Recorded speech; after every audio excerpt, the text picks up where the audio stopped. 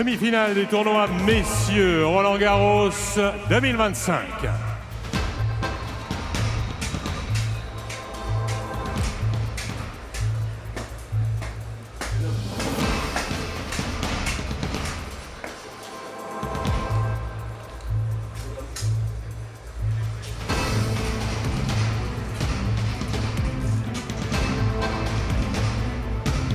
Good evening and welcome to the Philippe Chatrier Arena. 24 titres en Grand Chelem, dont 3 Roland-Garros, champion olympique l'an passé ici à Paris, les Serbes, Novak, Djokovic.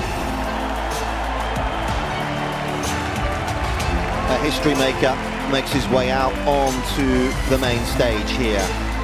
A stage, of course, where he's had some pretty special coronations. The Olympic gold perhaps being the most sweet of them all here last summer.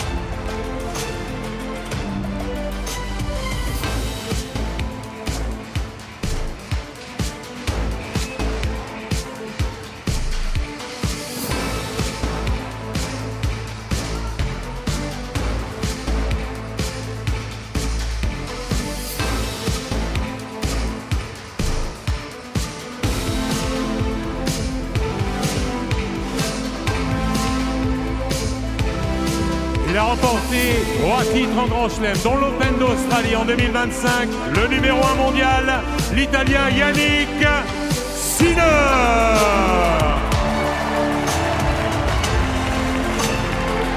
But tonight, right now in this sport, he faces the ultimate test, the world #1. It's been a fractured year, of course, missing 3 months due to that suspension. But he came back in Rome looking ready to go, and there have been no signs of any frailties so far here at Roland-Garros. Good evening to you, Roland. Good evening, Nick. And good evening to everybody tuning in from around the world. Awesome to have your company. Looking forward to this one as much as we are. Sure, you've all got your favourites, but we will remain neutral in the booth. 2 French umpires doing the 2 men's semi-finals. That's Damien Dumassois, who had Henri Cabas in the previous one, and Nick in the previous match. The roof was closed between Musetti and Alcaraz. It's very much open now. Yeah, about 6:15 we were sitting here and the roof just made its way across. The rain that was forecast stayed away. Right, so gentlemen, after the coin toss, there's going to be a picture behind me, please. I call the net myself, 25 seconds between points. You know where the clocks are, both screens and behind me. Towel, you have blue, so gray box, orange, orange box. If you want, I check the mark, stop the point, say something, check. Okay? Any questions? No? Novak, your choice. Stadium, number 10. Stadium. Stadium. Serve. Stay. Picture, please. Et le joli souvenir pour Jean et Johanna. Thank you. Have a good match. The 2 J's, Jean and Joanne, on duty. Nice to see. What a cool experience that is for the little ones.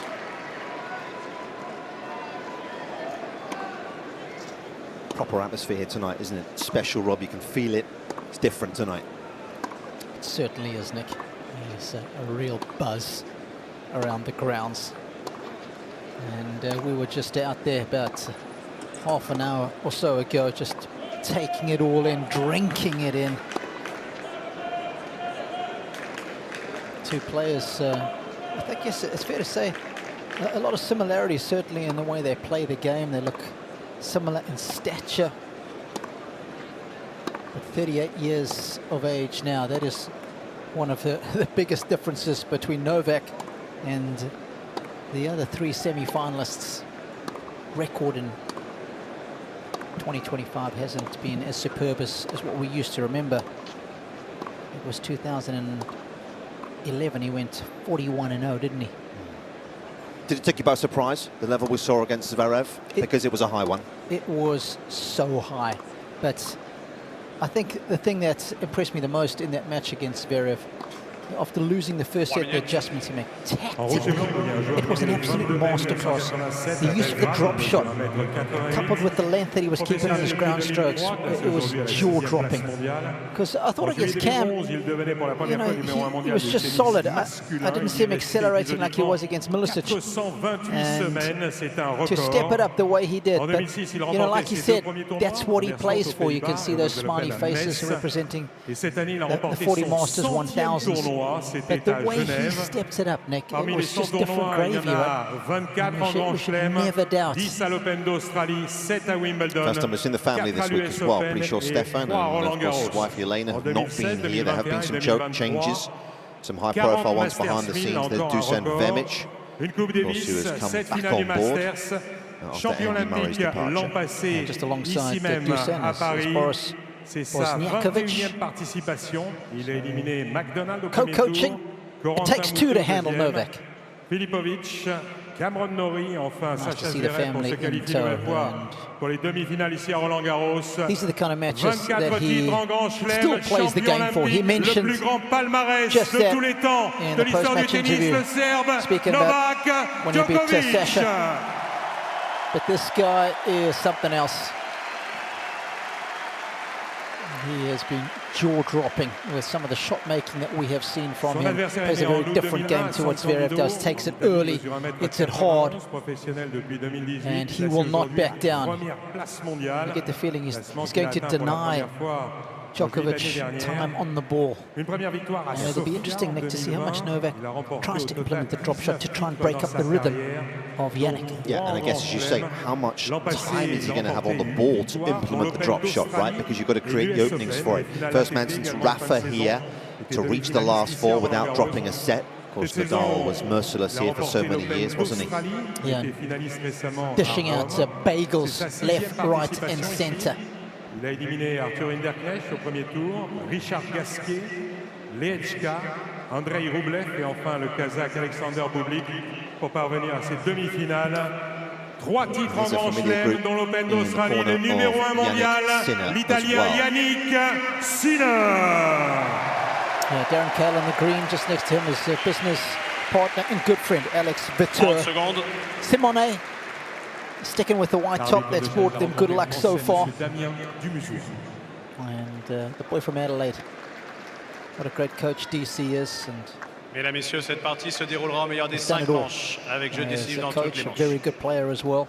Yeah, worth remembering, of course, Sinner's physio and strength and conditioning coach were formerly part of Team Djokovic in Ule, of course, and Marco Panici. Fin d'échauffement. Yeah, Sinner's hardly spent any time on court. Novak not too bad. I think he'll be relatively fresh for this one. But this will hopefully be box office gold.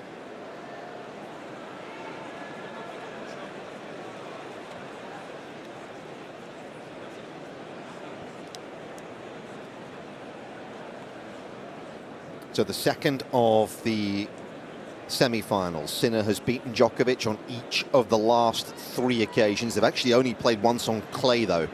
That was their very first meeting back in 2021 in Monte Carlo. And Sinner has come a very long way from a progression standpoint since then.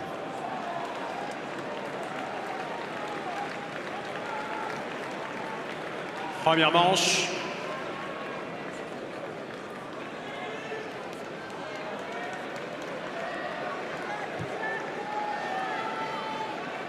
Au service, Novak Djokovic. Ready. The Serbian superstar then. We'll get the second semi-final underway. Carlos Alcaraz awaits the winner in Sunday's showpiece final. Play.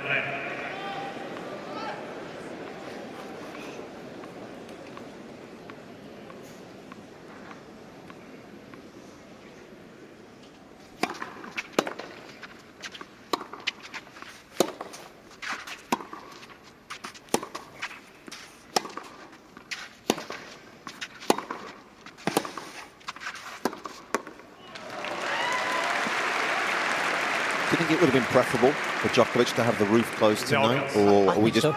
Yeah. I think so. Definitely breezy down there. We saw in his opening match against Mackenzie McDonald. He didn't enjoy those breezy conditions at all. Yes, the clay was gusting up. I was surprised McDonald didn't fight harder to keep the roof open.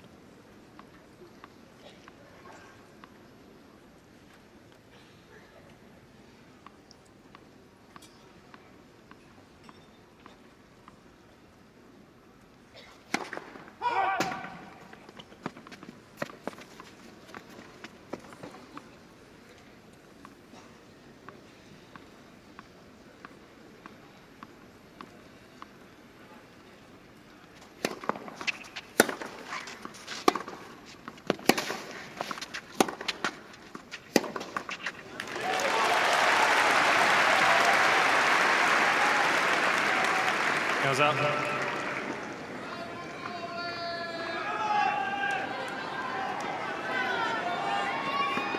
Been a while since he was beaten on this court, though, isn't it? Just won the Olympic gold here. 22 wins in a row, in fact, at Roland-Garros for Djokovic. The last time he lost here was the 2022 quarter-final to Rafa.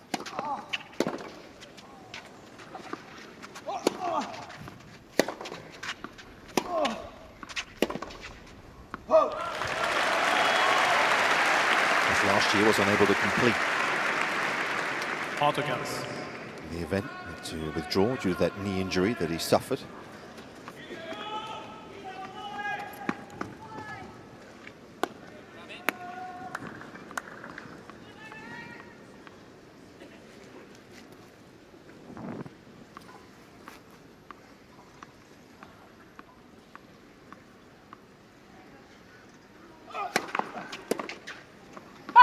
Yeah, all defense. It's going to be a great battle between the overall war. The serves and returns. And maybe the guy with the second best returns ever on the left there, Andre Agassi. Who had a short period coaching Novak Djokovic, didn't he? Not to be forgotten. It was a while ago now. And of course was coached by Darren Cahill, who's Sinner's coach. All angles covered. There's Andre.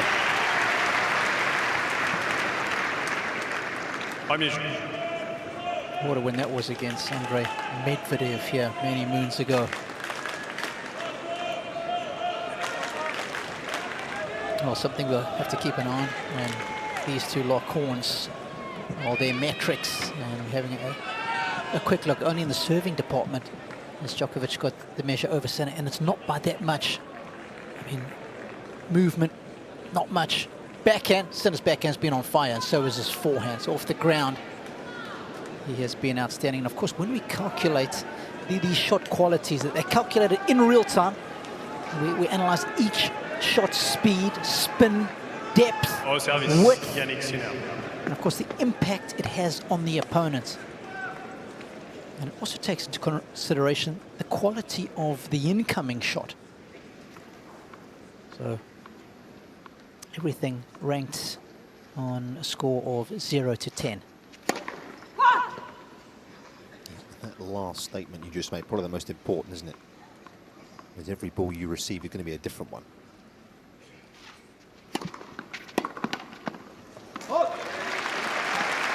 Been a while since Djokovic broke the Sinner serve, Robbie, isn't it? Yep, here's Cedric Purley on the left, Mansour Barami on the right.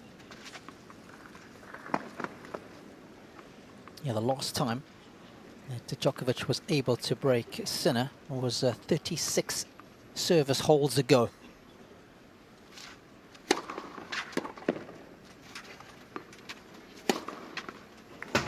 And of course, we've got to go back a long time since Djokovic last had any break points against the Sinner serve. And in fact, those break points were match points. It was those 3 match points at the Davis Cup back in 2023. He has struggled to deal with the Sinner serve.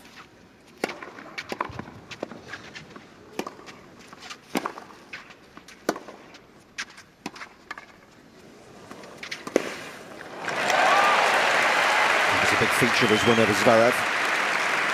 as we discussed. 40-0.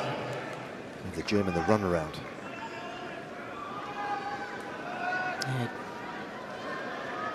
Djokovic unable to fashion a single break point against him in their last 2 meetings. Australian Open and in Shanghai. And those are both hard courts. Je Sinner. Make that 37 holes in a row against Novak. Un jeu partout. And he has been stingy with his serve this week, hasn't he, Nick? Yeah, he really has. Which hasn't actually been broken since the opening round against Arthur Rinderknecht.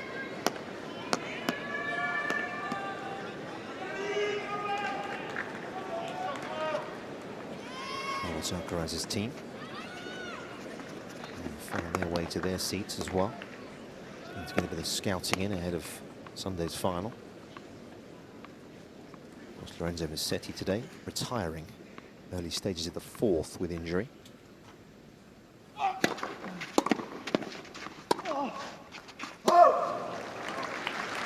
Delcas.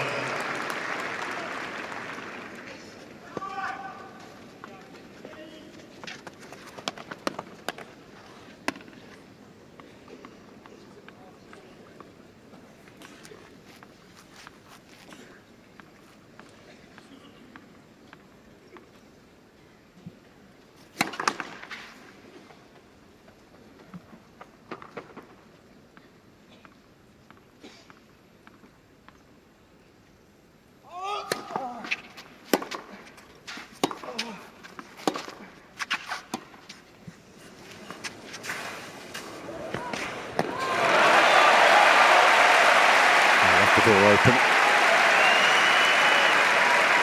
Sinner was there with ample time. 15. He's just mixed it up there. We know he likes to hit that backhand drop shot down the line. It's his favorite quadrant of the court, but he's just changed it up early doors.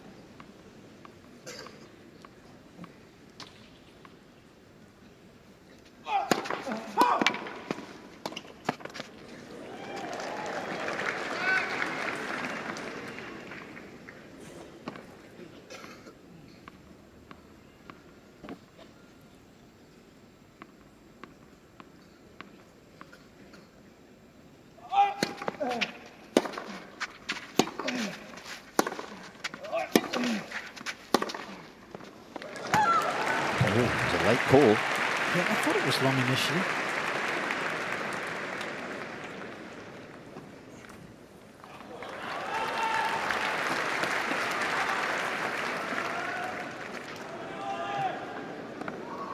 Trente-15.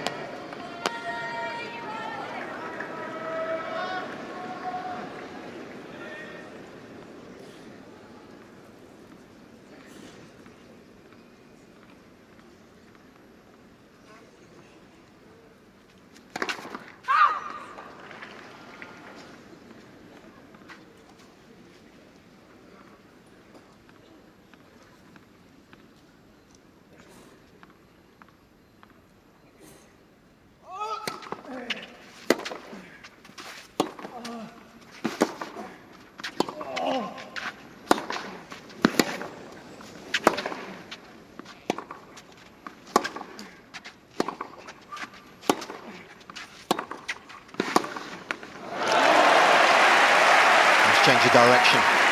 That's the shot we always look at for the confidence of Djokovic, that backhand on the line. 40. And I always feel, Nick, if he starts to use it early on and use it successfully, it really does help his confidence. Because when he broke onto the scene, his ability to change direction on the shots was just jaw-dropping. First saw him win in Miami in 2007, but it was in Canada when he beat the top 3 players in the world to win that tournament that we saw his ground stroking at a different level.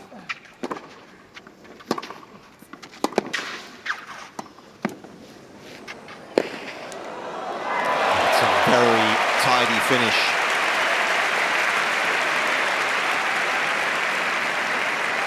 because there wasn't a lot of room here. I thought initially Sinner wasn't even going to get there. Not only does he get there, but just a touch of genius, really.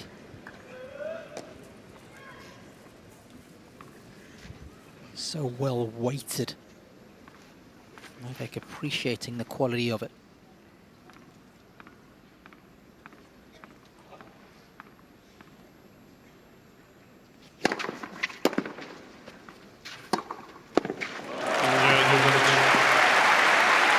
Good solid start though, and the three-time former champion here.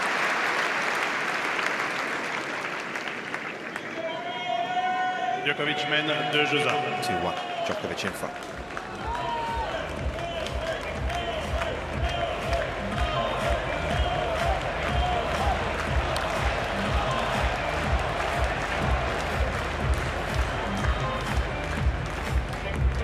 Talked about the value of winning that 100th title. The confidence that he gained from that in Geneva. He was talking about that in the quarterfinal, but he expressed it himself. How important that week was on Swiss soil. And I think, you know, beating Hubie in the final, beating Hurkacz in the final, 7-6 in the third. Whenever you win matches like that, it gives you a lot of confidence, and especially when it's the title match. Reprise. Just sharpens your sword, doesn't it?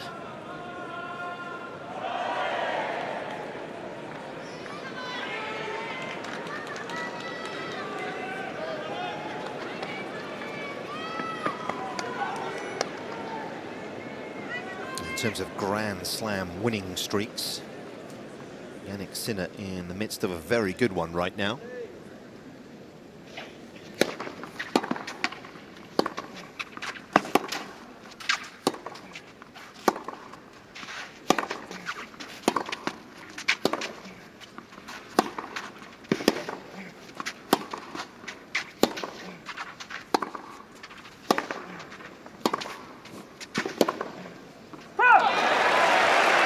Yeah, 19 straight wins for Sinner at the majors.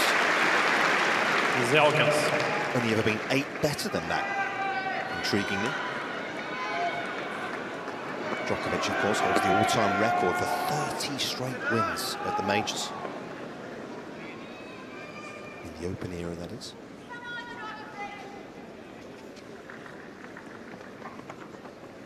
That's from Wimbledon 2015 to Wimbledon 2016.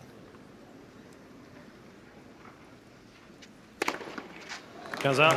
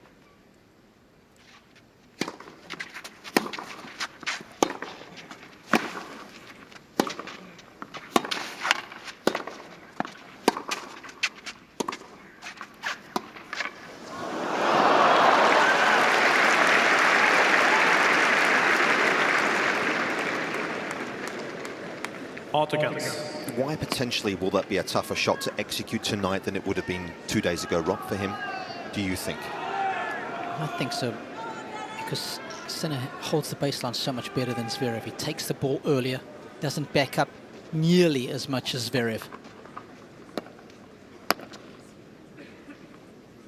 I think his overall depth is better than Sasha's as well, so it's going to be a tougher shot for Djokovic to execute.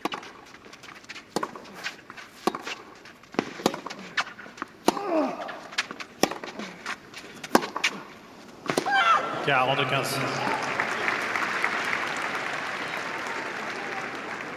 think what Novak did so well against Sasha was 1 or 2 deep shots close to the baseline, and then because Sasha plays so deep, that drop shot is very much on.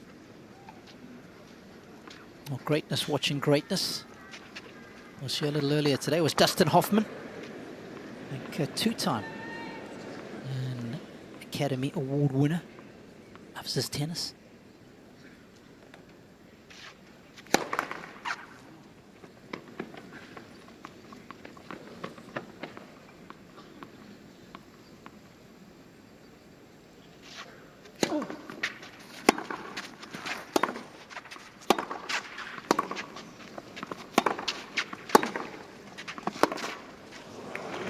Good example of that length that Robbie just talked about.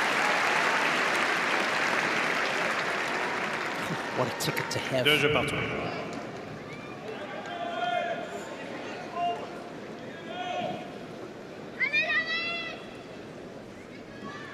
Well, there's a lot of famous faces. We saw it in the first match. The who's who of French sport also in the house. What's that man there in the white shirt? Thierry Dusautois, former French rugby captain. We love our rugby in my part of the world.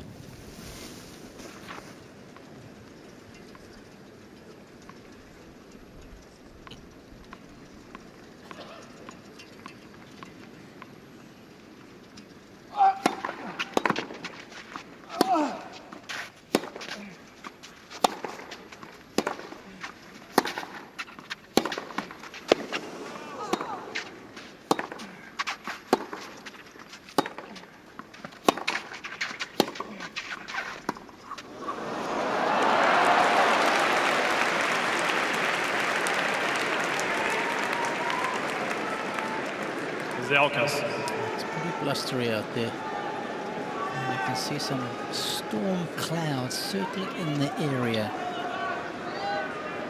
And given the conditions, I'm sure Novak wouldn't be too upset if they closed the roof.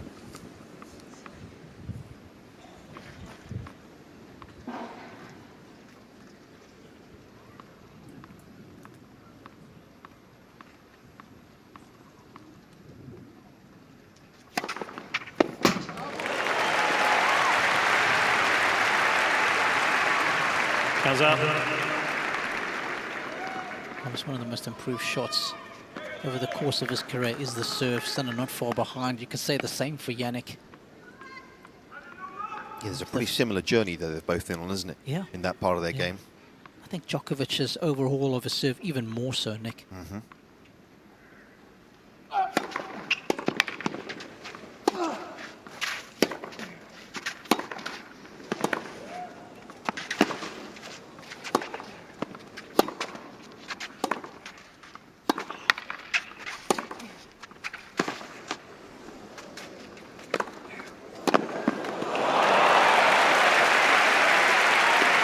Comes at you, it's a wave, and it's from both sides as well. The three-pronged attack. We know how good the serve is. It's only been broken twice this tournament, and how ferocious the ground strokes are. Beautiful in their brutality. Slightly adjusted return position that we've seen this tournament. Good look at it. He's just standing on the angle.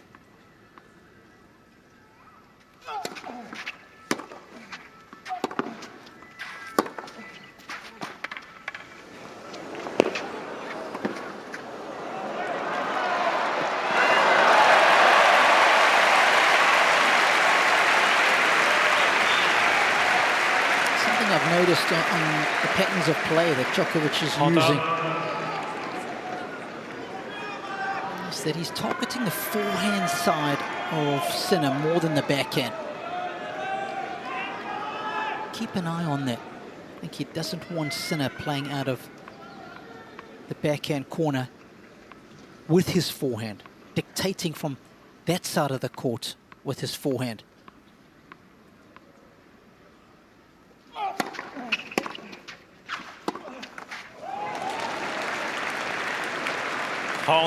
Count.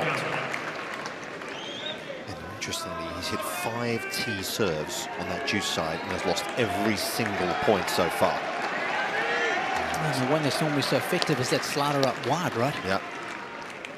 Filippo Volandri, Davis Cup captain for Italy. Halcyon days for them. Twice Davis Cup champions.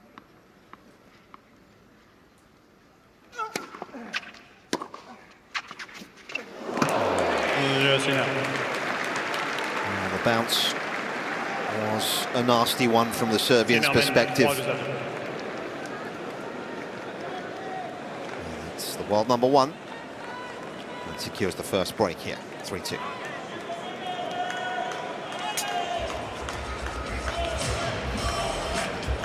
Now, 2003 and 2004, they captured the Davis Cup. I was trying to remember, was Volandri the captain when they won it in 2023? He was, yeah. He was, so yeah, back-to-back years.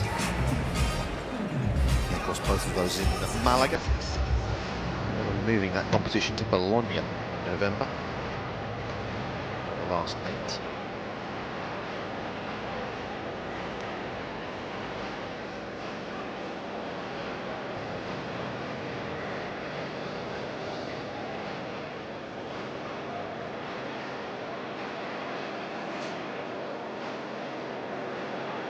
Reprise.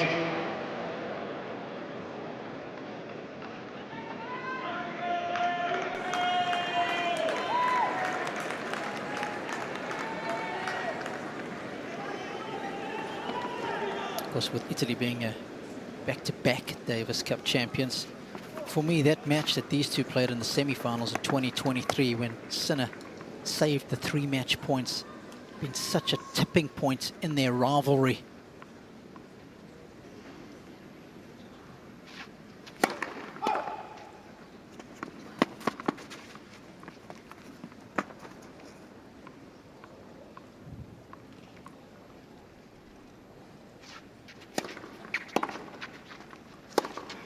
Yeah, also worth remembering, Djokovic had beaten him the week before in the tour finals. Yeah, he'd lost to him in the group stages. That's right. Close one.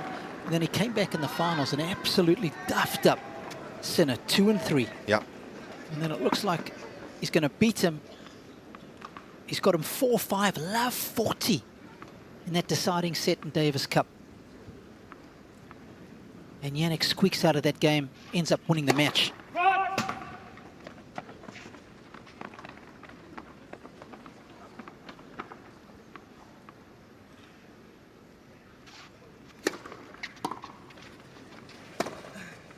And I remember it so distinctly in that first match point, great return of serve from Djokovic. He was in it, in the rally. He just missed a basic backhand slice. Dave Haggerty, president of the ITF.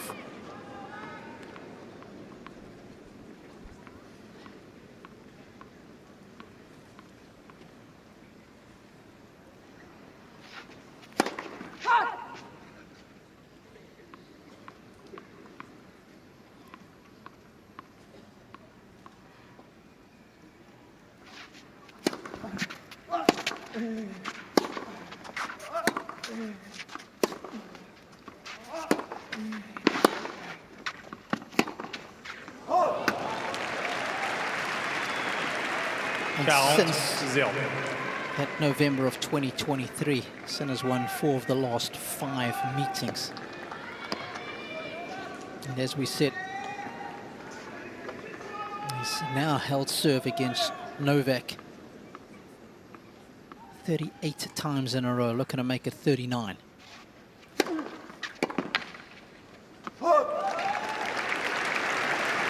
Djokovic thinks this is missed. Is this one here? It's long. On the line, long. Damien Dumassois concurs.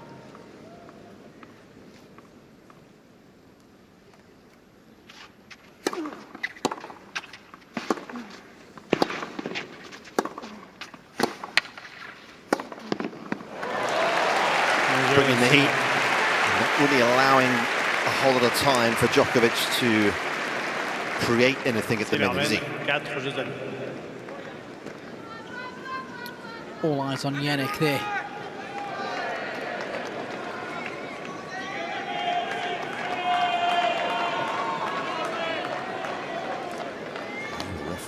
Talking to me before we came on here, of course, of the similar journeys these two took in terms of their development to becoming professional tennis players. Yeah.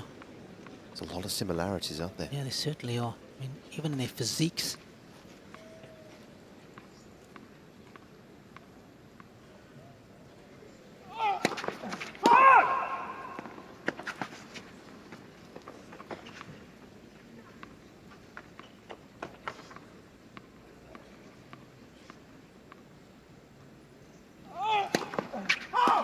Zero casse. Yeah, both played a lot of their tennis in small mountain towns. Both were skiers when they were younger. I mean, the amazing one, Nick, is both with no real family tennis background. And of course, both at one stage coached by Riccardo Piatti. So instrumental in Sinner's development was Riccardo.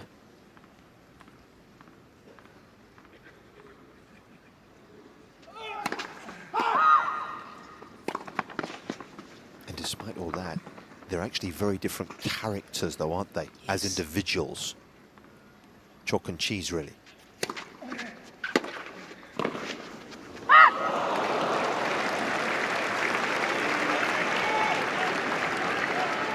Zero 30.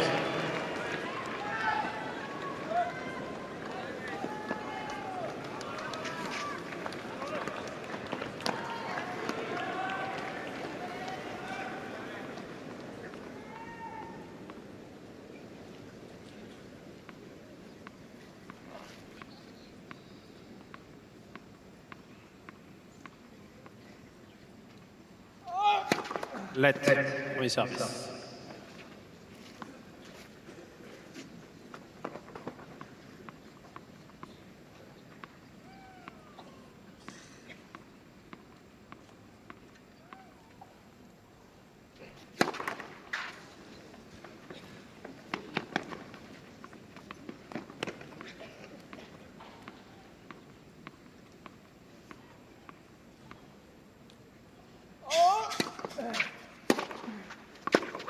Quinze 30.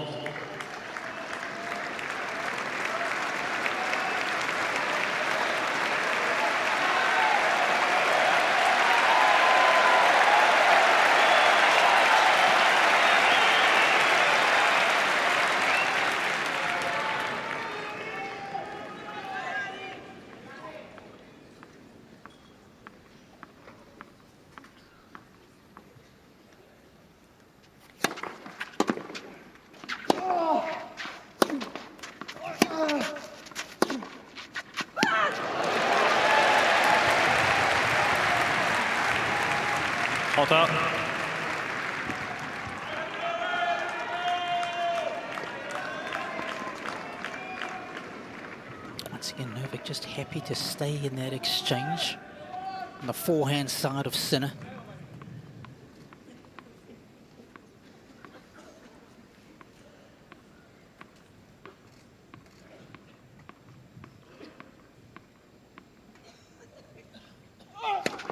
Let.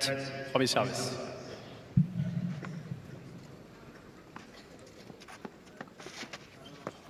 It's coming that direction and hit the line here.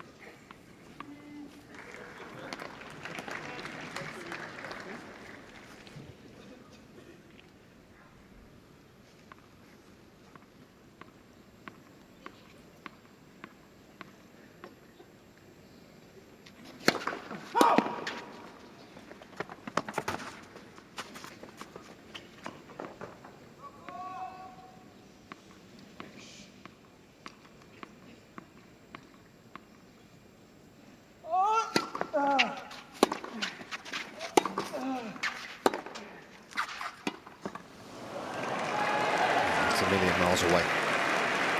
30, 40.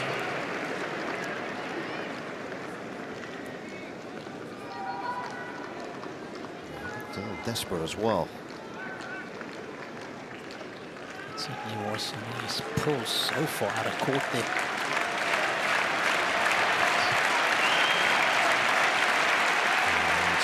Must have made it.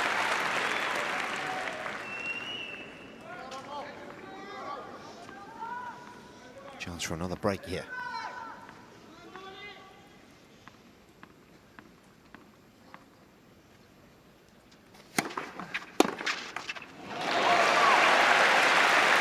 A slightly slower first delivery.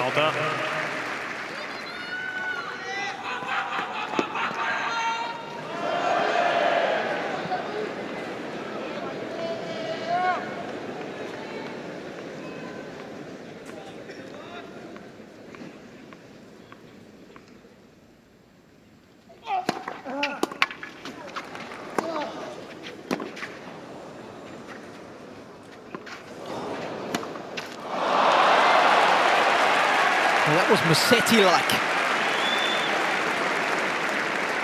I mean, that guy's defensive lob is a joke. And this one wasn't far away. I mean, pushing Novak so far back, changing the dynamic of that point completely.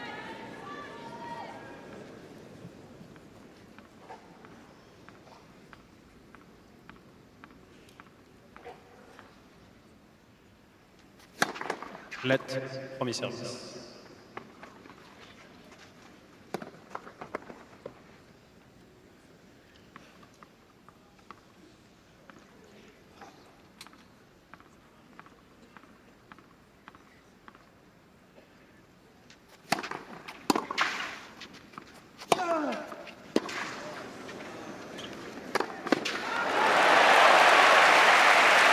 His best forehands so far of this opening set. Teed up by this beautiful serve.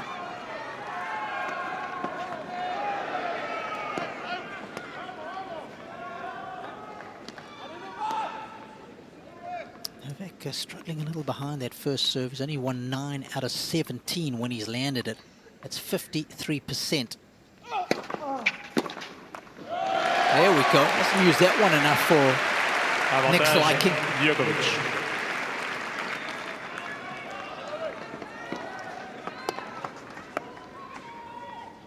Must have heard you.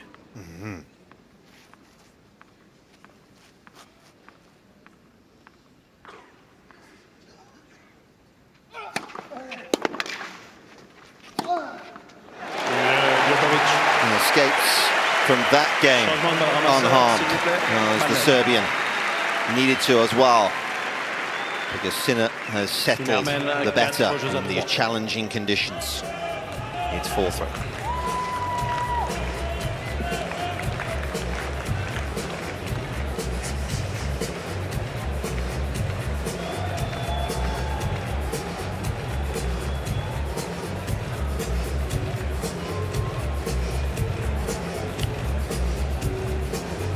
Both these boys have got some serious moves and movement skills, but maybe not as good as DJ's choice. He had some nifty footwork, didn't he? Michael Jackson. Didn't he just? This is the presidential tribune. This is where all the VIPs sit. Let's see if we spot any faces in here, Nick.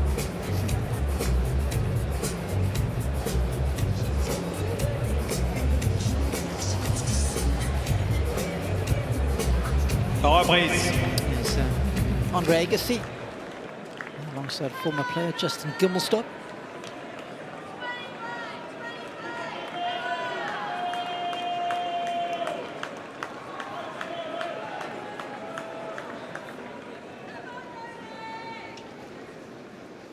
So the world number 1 serving here with a break.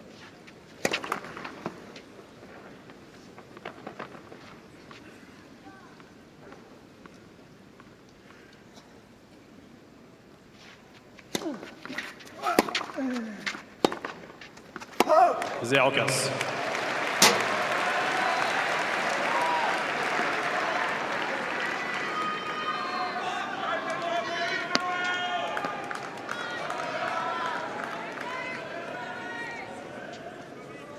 Yes, and his first serve numbers a little low early on. He made 6 of 14.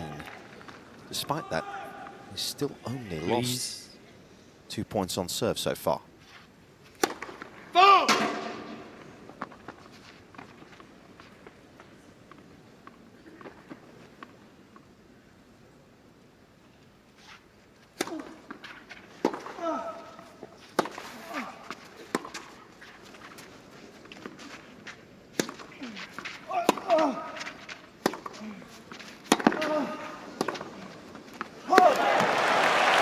Reset, the defensive lob, put this man firmly back in the rally. 0-30. He's got the t-shirt. Stefan loves his tennis, says Novak's son.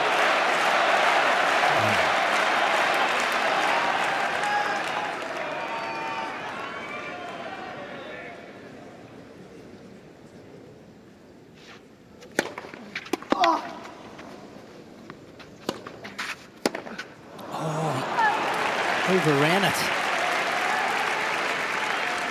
15-30.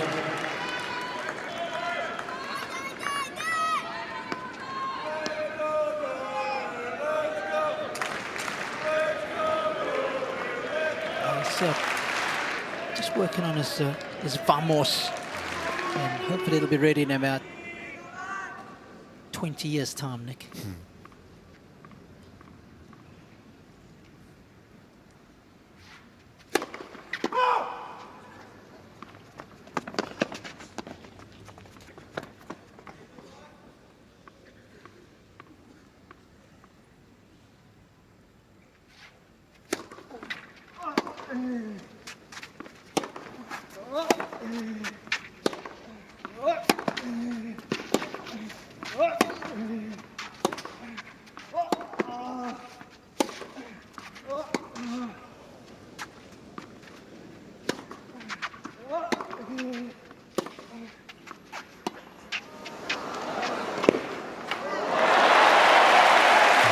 Showed him a little bit too early, didn't he? Interesting that he has chosen to hit that drop shot cross court when he normally loves to execute it down the line.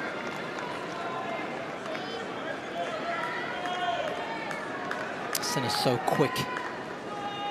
Just all over it. Novak clearly feeling it in his lungs in that rally. You see him buying some time with that high shot, just to help him recover mid-rally.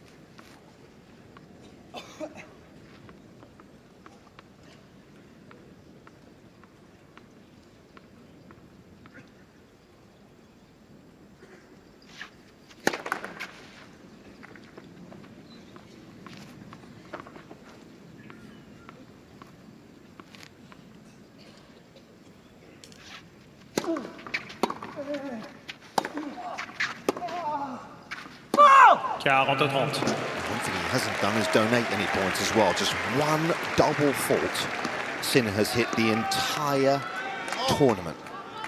Wow.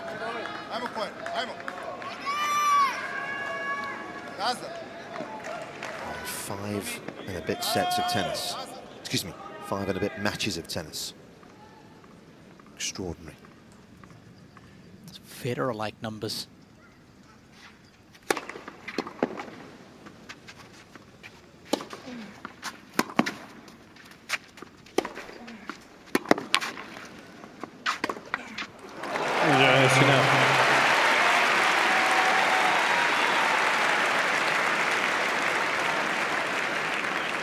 Sinner mène 5 jeux à 3. I think that's a record as well. When a player reaches the semi-final of a major, having hit only one double fault en route. It's never been done before.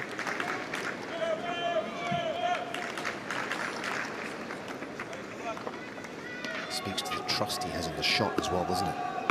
Because he's not rolling it, either is he? Absolutely not.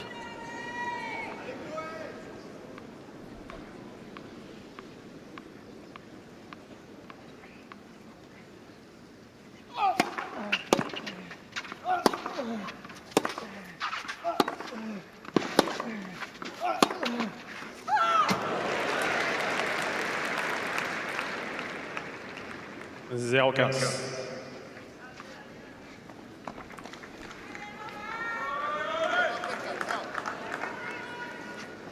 That's former Secretary of State of the United States, John Kerry.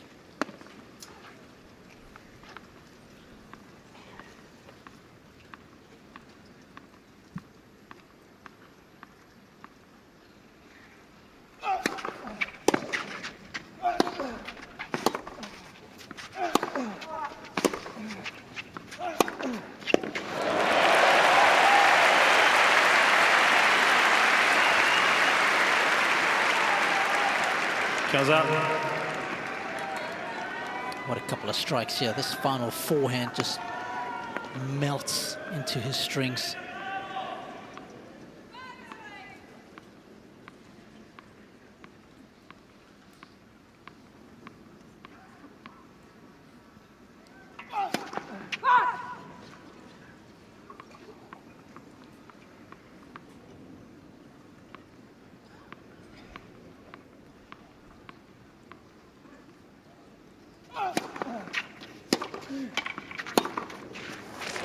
Slip didn't help him there, did it? Djokovic a little bit too much time. 30-15.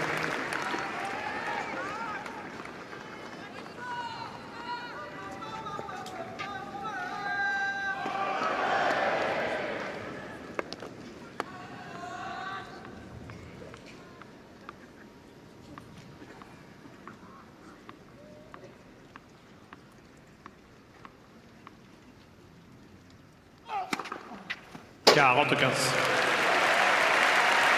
a difference when he makes a couple of meaningful first serves.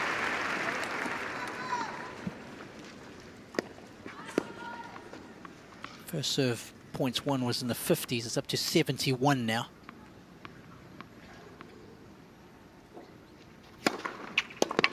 Djokovic. This is the first time he's won a first serve point with that serve in particular out here. That's how long it's taken him. C'est Norman, 5 jeux à 4. But more pressingly, he needs a break.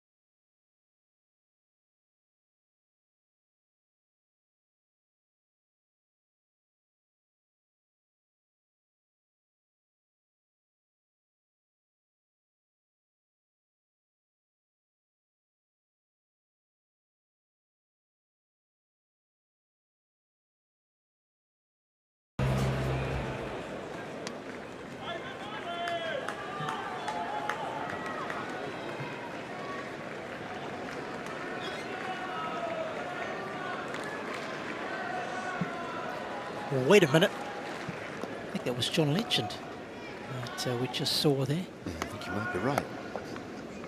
The checkered jumper. Yep, DJ all over that spot.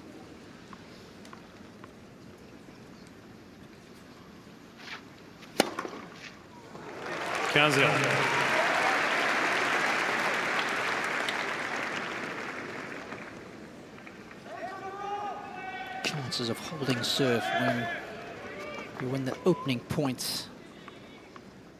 Such a huge barometer of success behind your serve.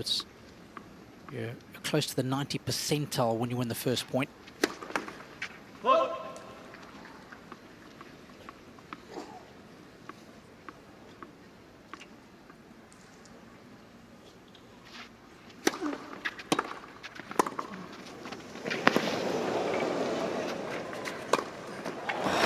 Didn't he do well? Just abbreviated the swing. 30-0. He's just so good. Not too many players can rob Djokovic of time. Sinner certainly can. And Djokovic just shaking out the right leg as well after that point.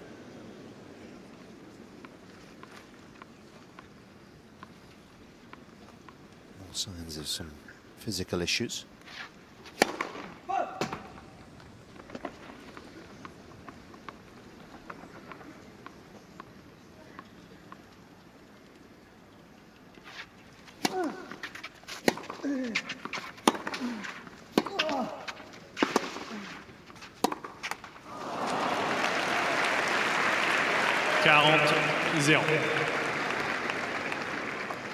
He was here earlier on, wasn't he, Rob? Yeah, it's Romeo Beckham. Loves his tennis.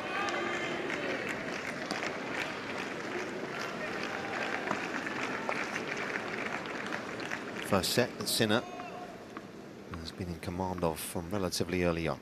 3 set points.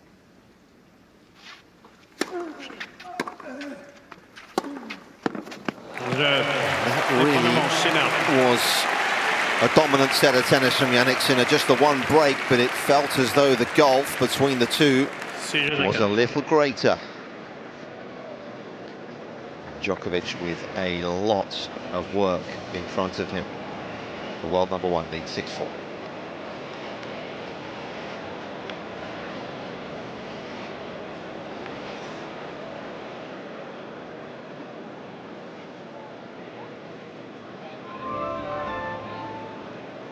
Well, what an authoritative set of tennis that was, Nick.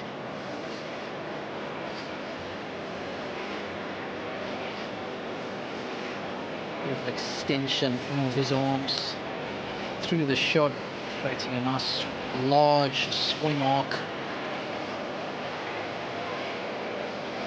Team's happy. Oli, Marco, Simone, Darren.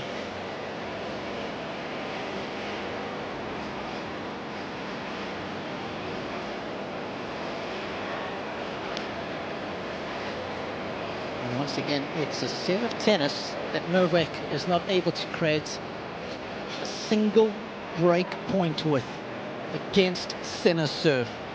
That's 41 holds in a row now for Sinner against Djokovic. And it's been a long time since Djokovic had break points against the Italian. First set percentage could still get better for Sinner. That's the scary part.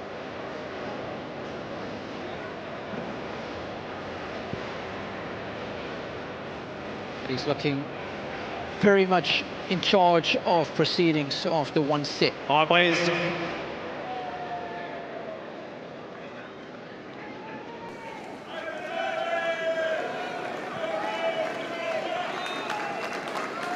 And for the 21st straight year, there's Novak Djokovic. Of course, Deuxième manche. round 4 win over Cam Norrie. He made it a century of victories here at Roland-Garros. Au service, Djokovic. Nadal has more.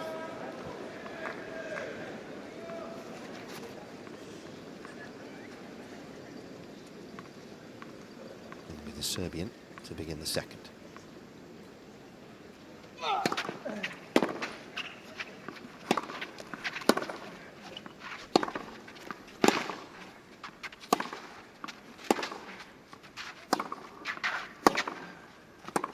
Quinze, 0.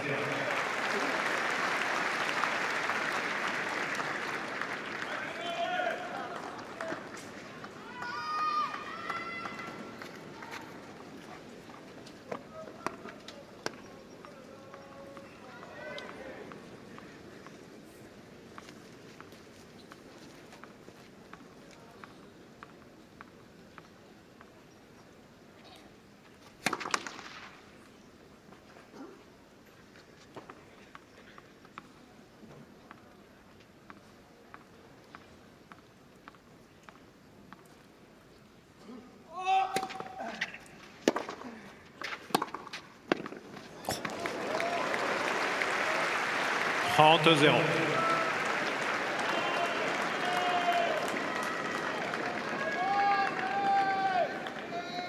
Djokovic's signature shot, that backhand line. Hey, look at that, was fading away as well. Just came inside that one, didn't he?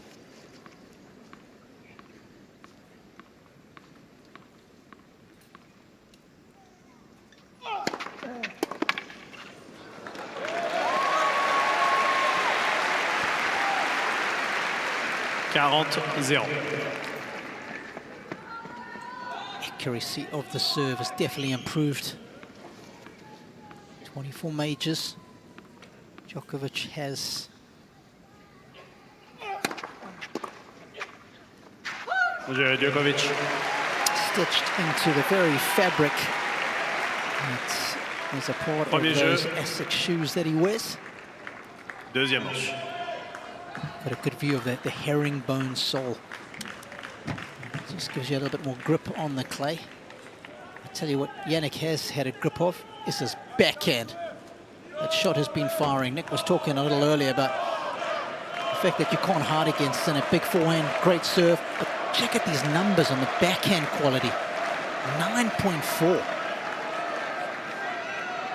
I mean, he is hurting Djokovic not only with his forehand, but that backhand ground stroke as well. And he gives you so few errors off of it.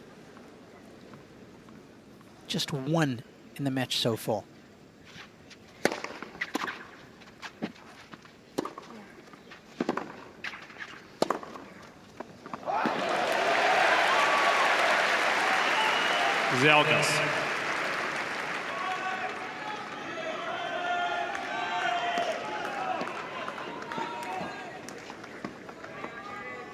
Sinner's last defeat at a major was to Daniel Medvedev in the Wimbledon quarterfinals last year.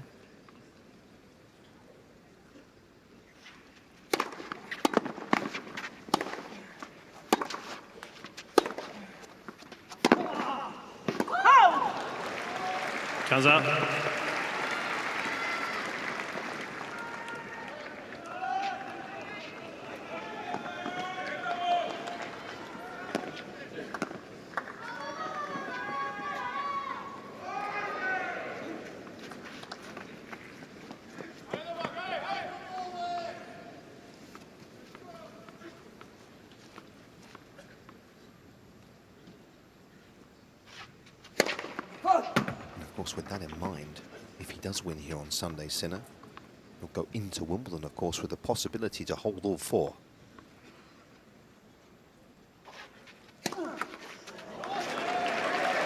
Djokovic knows what that's like. 15-30.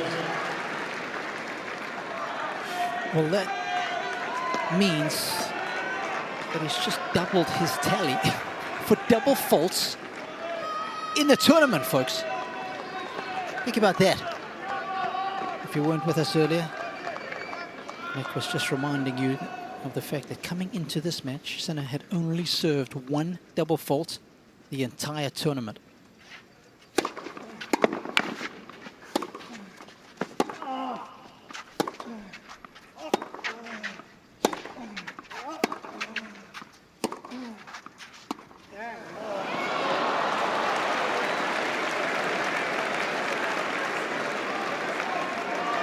Wow. So interesting, he's not playing his favorite one down the line. Once again, he's trying to hit that backhand drop shot cross court. And look where he's playing it from. Yeah, deeper position, isn't it? And he's not attacking it like he normally does, right? He's waiting for the ball to come to him. Yeah. It really felt as though in Zverev, it was so pre-planned, wasn't it? It was so instinctive, whereas here it doesn't feel that way tonight so far.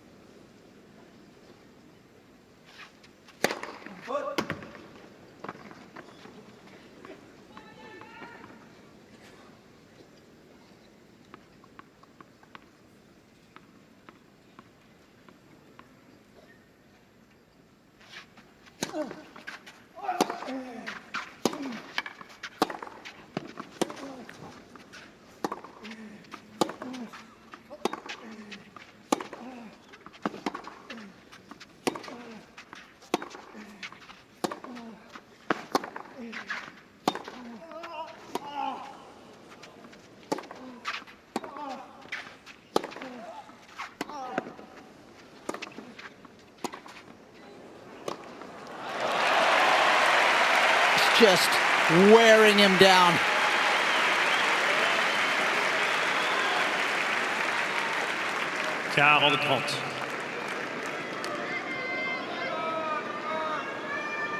Just one combination after the next. shots taken inside the baseline is fascinating because Sinner is now close to 30%. Djokovic at just 11% of balls struck inside the baseline in this match so far. Tells you exactly who's doing all the running.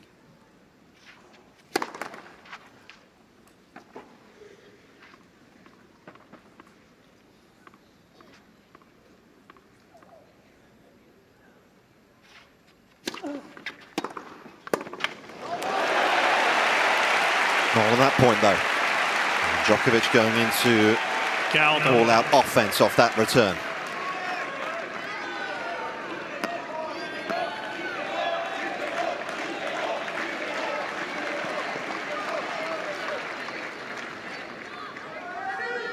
There's 2 matches that these two played. Novak unable to fashion a single break point. He still hasn't had one in this match so far.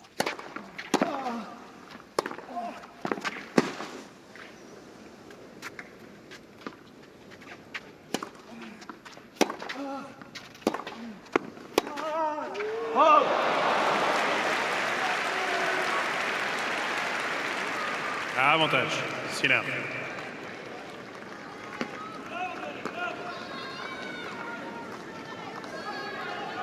Look at those backhand unforced error numbers. Sinner keeping as tight as the taxman's purse. Not a single backhand unforced from the world number 1.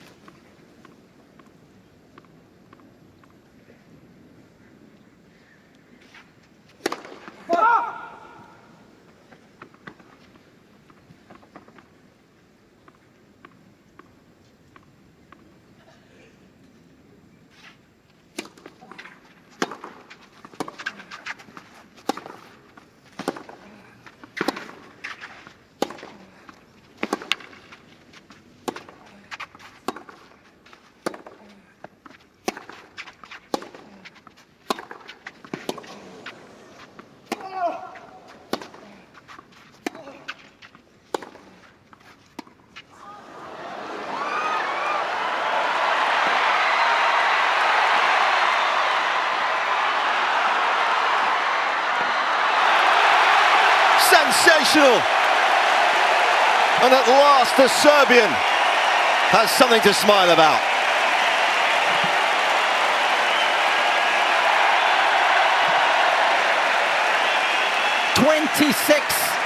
Of the most exhilarating strokes.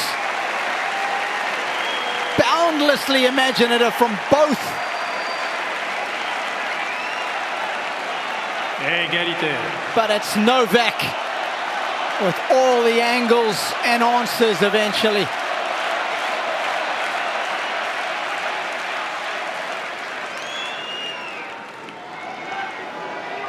How did you like that? S'il vous plaît.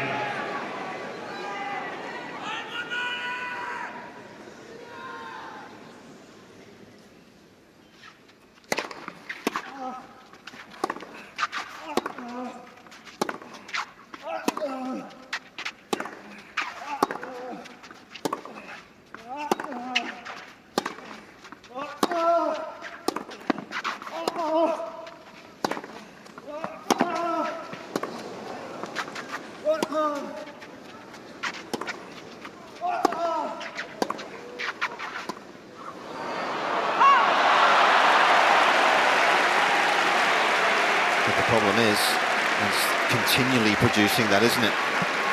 Because on the evidence of that reaction, that's the most challenging part of what's unfolding here. So many people who watch Sinner play just talk about him being a better version of Novak. He's 14 and a half years younger than Novak as well. So many similarities in their game.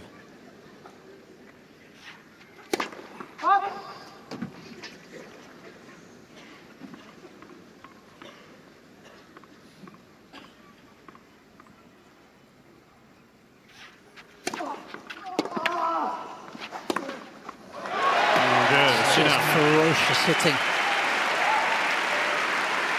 course, they mean Djokovic of today. Un jeu partout. He's just got to maintain this level for the next 18 years. There's Jannik Sinner. When Novak burst onto the scene in 2007, he has never left it. 2008, January was his first major title down in Australia. Of course, beat a Frenchman, didn't he? Yeah, Jo-Wilfried Tsonga. And he's been in the mix since then. 2025.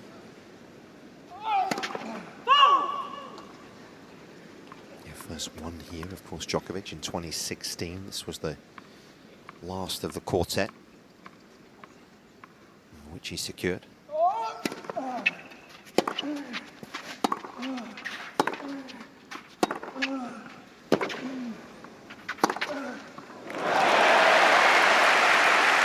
Of course, Novak had to compete against both Roger, Rafa, 15-0. and he was a thorn in his side. Stan Wawrinka gave him, or robbed him of 2 majors, didn't he?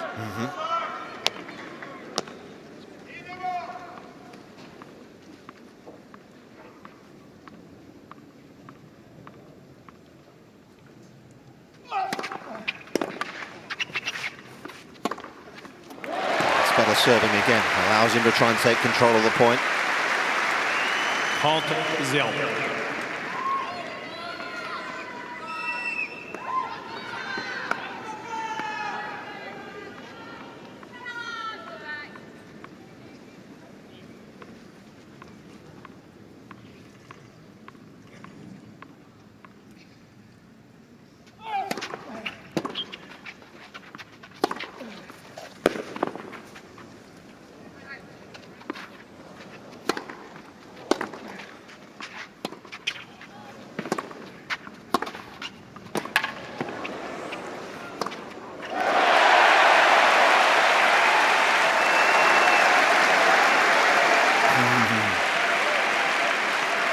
Talk of the devil. 40-0. He's been on the receiving end of this guy's game for a good portion of his career. Ooh la la. Stefan loved it.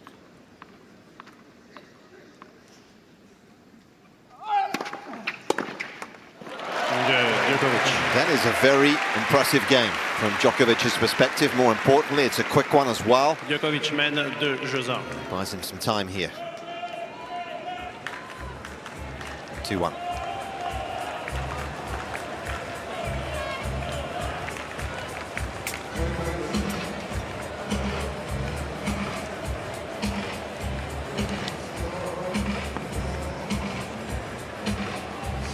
Well, Novak has been a painter of so many beautiful pictures on this canvas that is a tennis court.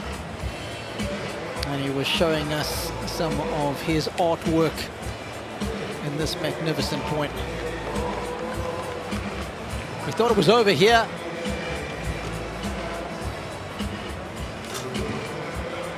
Still work to be done.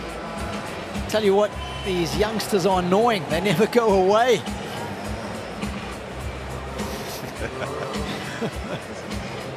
How did he get there?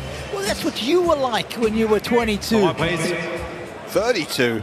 Let alone 22. Oh, too true, Nick.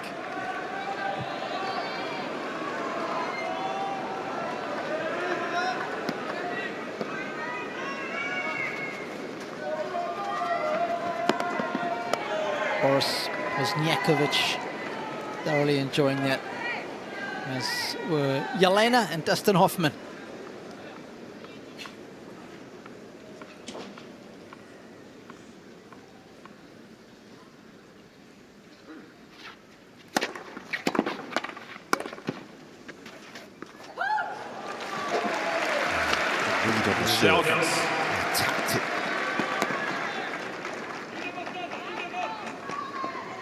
Too many against the first delivery of Sinner.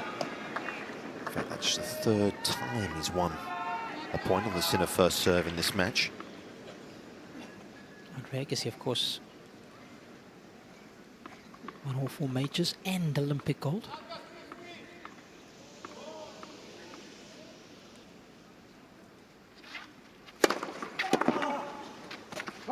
It's been the go-to serve all week for him on that ad side. He's loved that wide one, that flat wide one.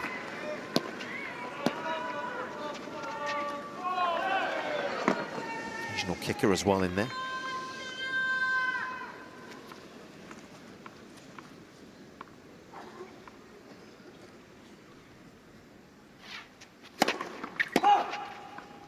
Made the likes of Lehechka and Rublev look pretty second-rate, isn't he, at times? Here at Roland-Garros, 2 formidable players.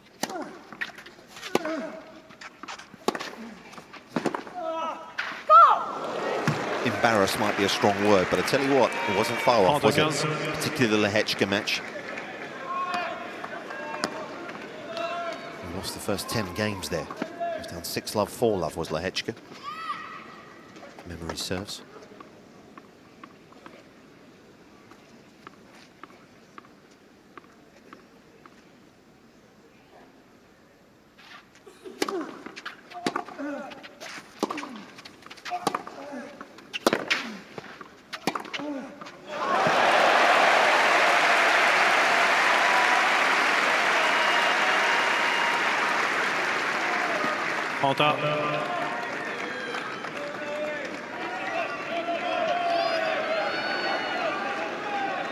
No, that's Djokovic at his vintage best with these linear strikes.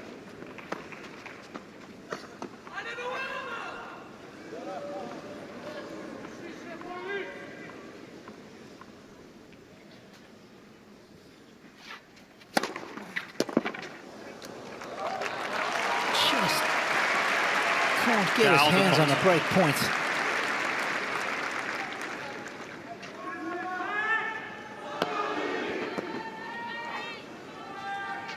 Samuel Lopez alongside Juan Carlos Ferreira.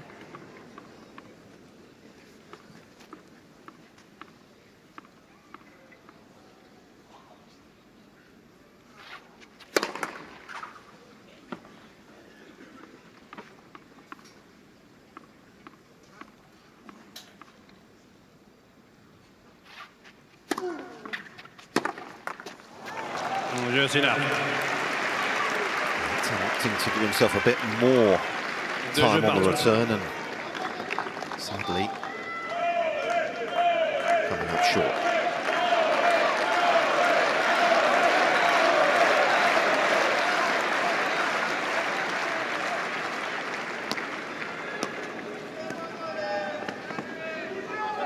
The Serbian today playing his 51st Grand Slam semi-final of his career.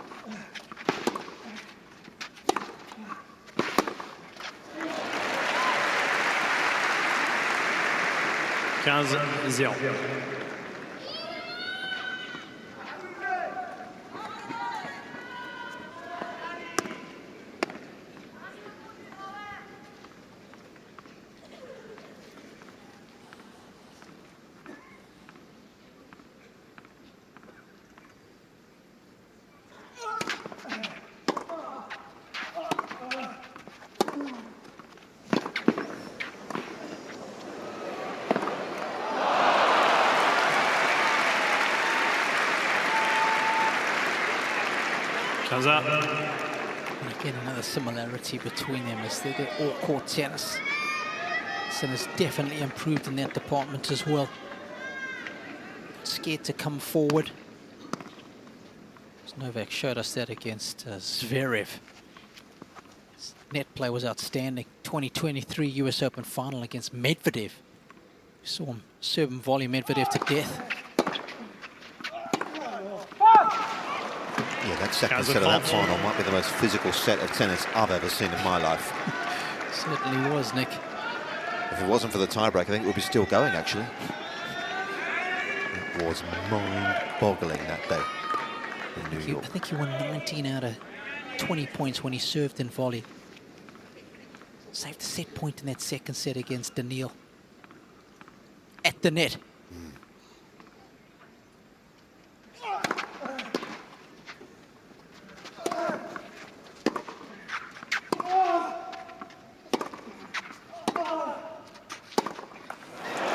Rushed him, so they're not happy with the bounce he got there. Trenta.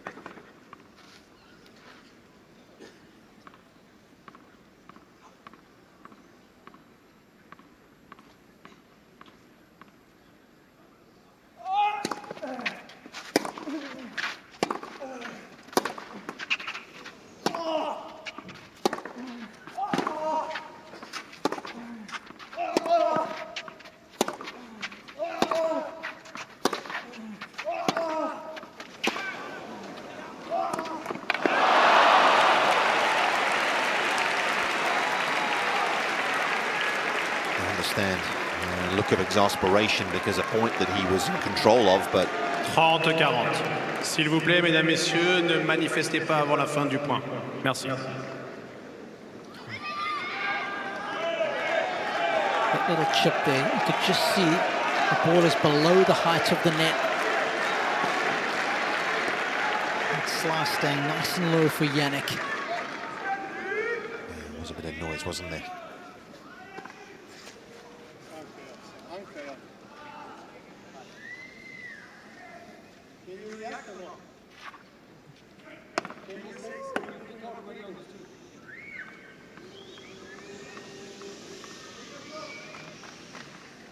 Djokovic needs to compose himself as he stares down a break point here.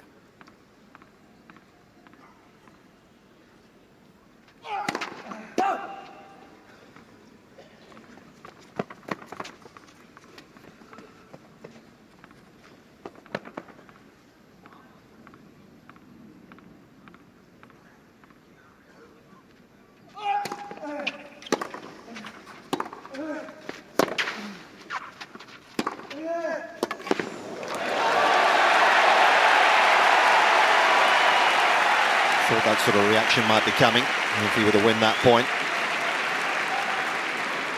40. I mean, that's how good it's got to be. Out of this world, that forehand was. Down the line again. Yeah, Djokovic's forehand quality in this set has risen significantly from set one.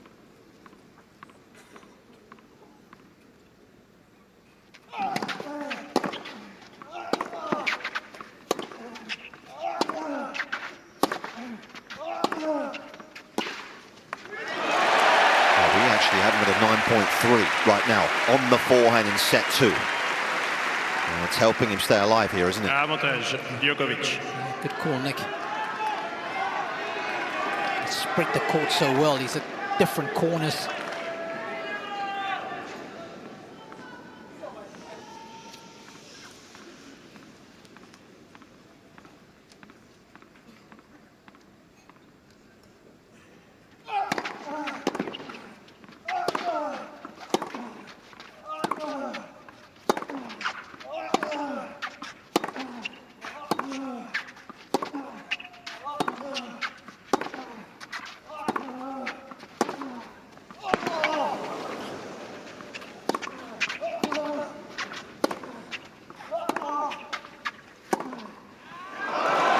Sensational.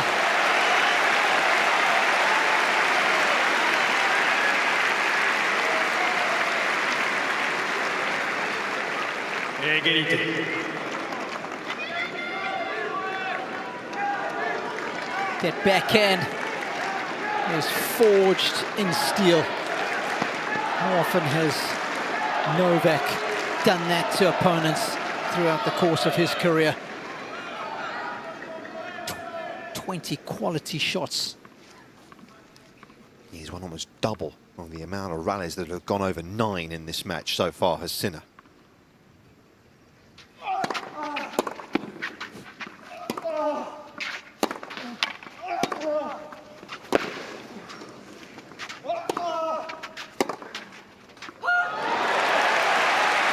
Just doing some wheel spins there with Sinner. Yes, he was. He didn't really get his balance thereafter, did he? Avantage. Djokovic.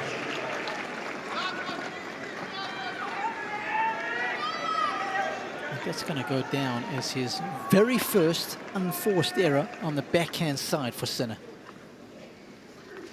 It's taken 76 minutes for that to occur.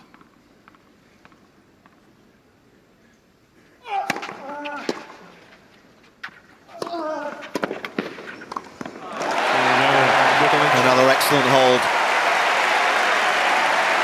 from the former world number 1, who's doing all he can here to contain the current world number 1.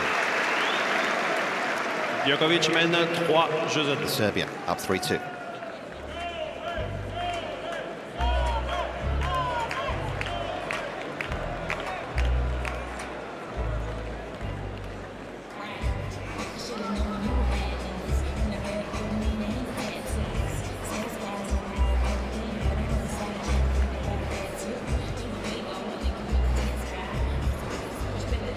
Breakdown of those numbers we were talking about. The physical one. This time we get an average rally length of 6. There's some hard work involved.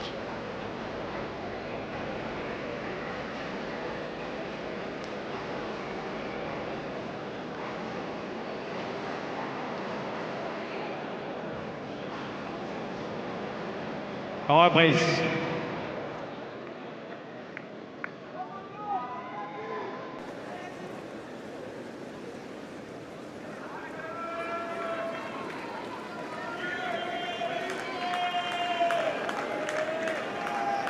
Comes to world number 1s, of course, nobody has spent more weeks there than Novak Djokovic. 428 weeks he spent. He was the best player in the world.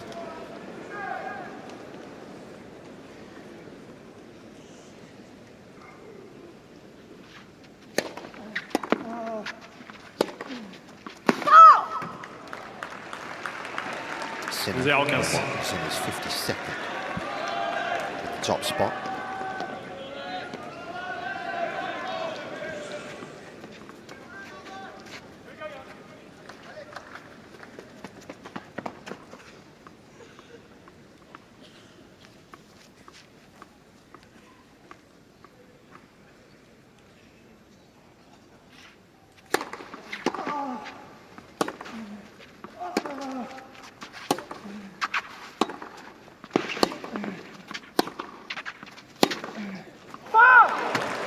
A risky one, even by his high standards. 0-30.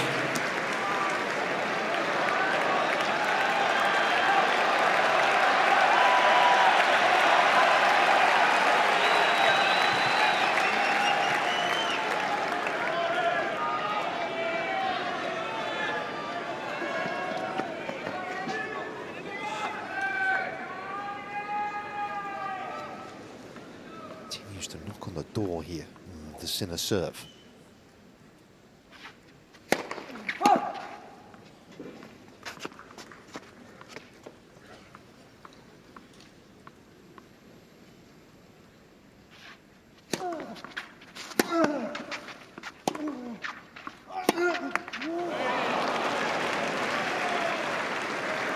$15-30.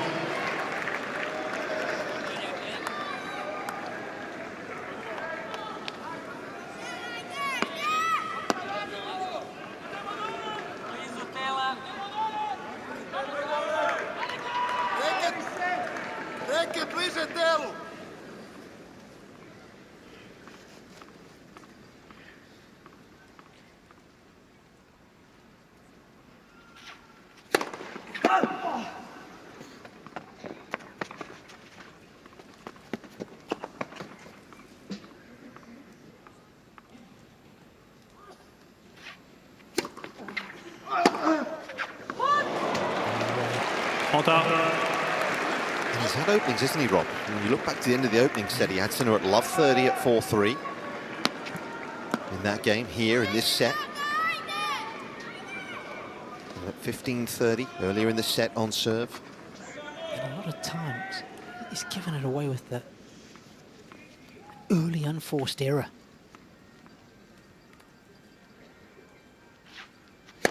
Let, premier service.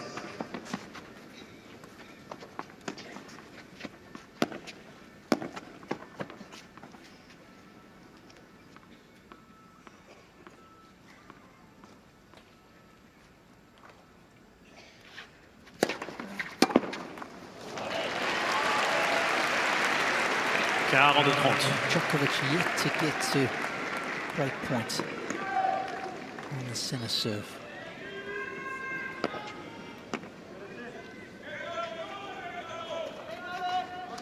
He's only ever played one completed match at a major where he failed to create a break point as Djokovic. And that, of course, was against Sinner in Australia last year. The only match at a major. Changement de balle ramasseur, s'il vous plaît. Balle neuve. 3 jeux partout. He played Burdick at Wimbledon, where he didn't create a break point, but that match finished It wasn't a prematurely. completed match, That's right? right. Yeah. I believe that's the case. Yeah, talking completed matches.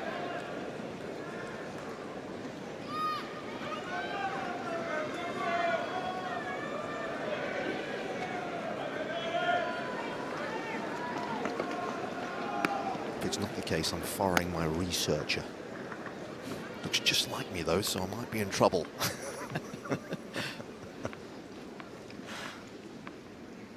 Twins run in my family, Rob, you know that.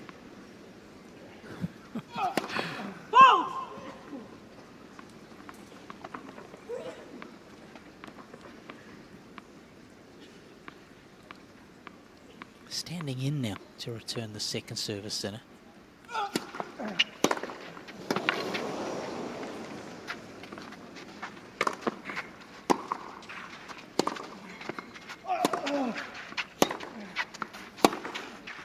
Oh, yes. Defended for his life off the return, and again the forehand. The Serbian coming up trumps.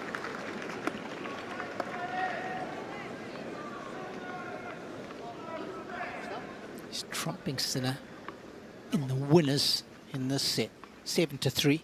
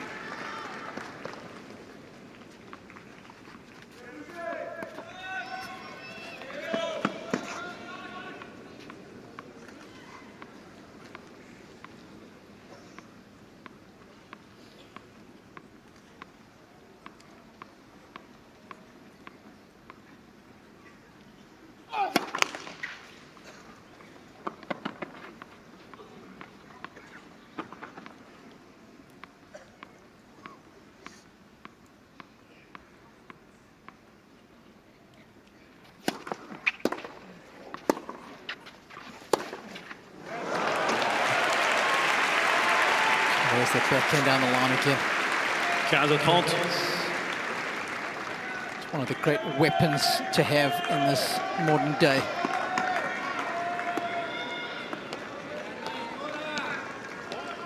Sinner's got it in spades.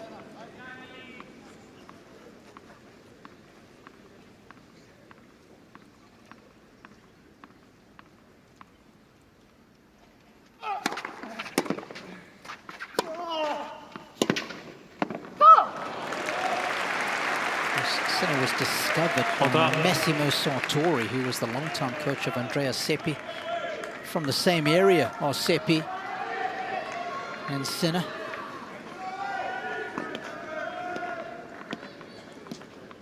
First serve points won. Nice improvement from Novak. South Tyrol region. Too far from the Dolomites in Italy. Beautiful part of the world.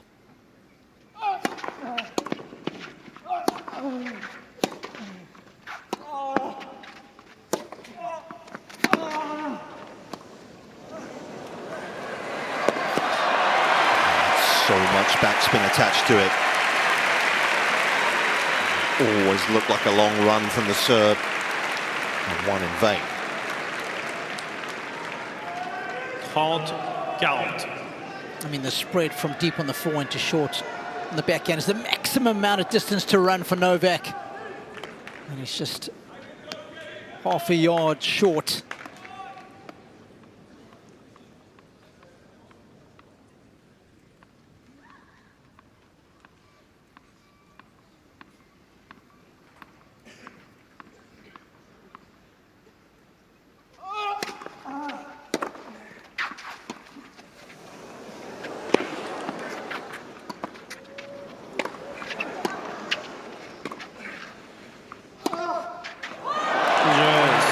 And there's the break for the world number one.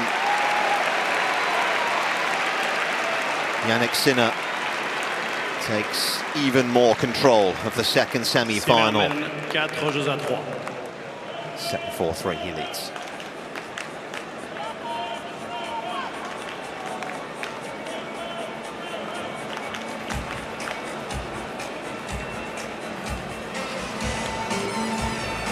So many skills.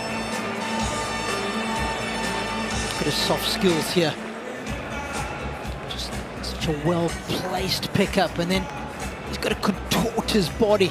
You need flexibility in your core, dexterity in your wrist, improvisation to stay in the rally. And the lungs are burning like crazy now. Gets a reprieve.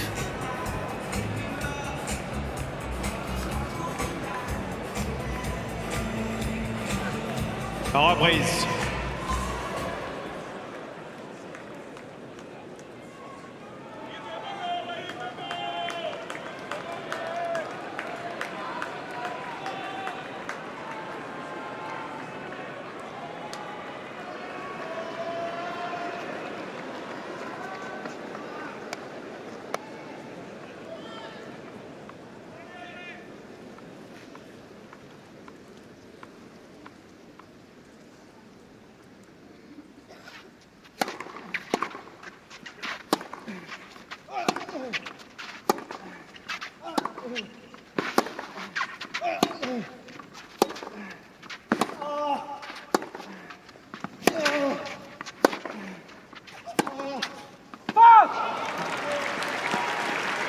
Quinze, 0.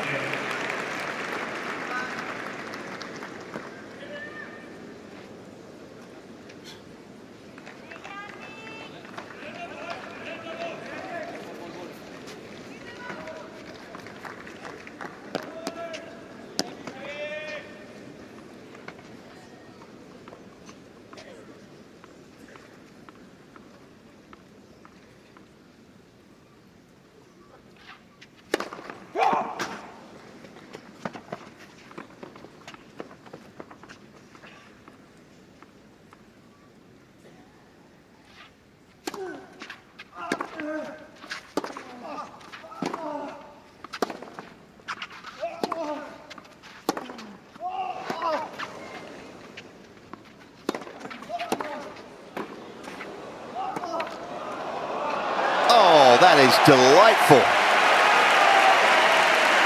What a first volley, let alone the second one.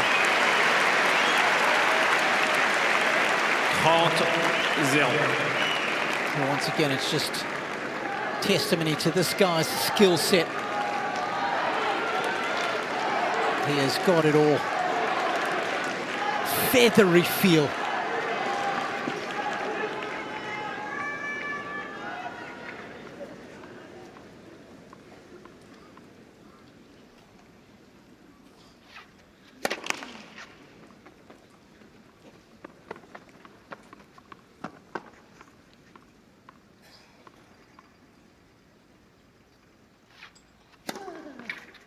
Sure,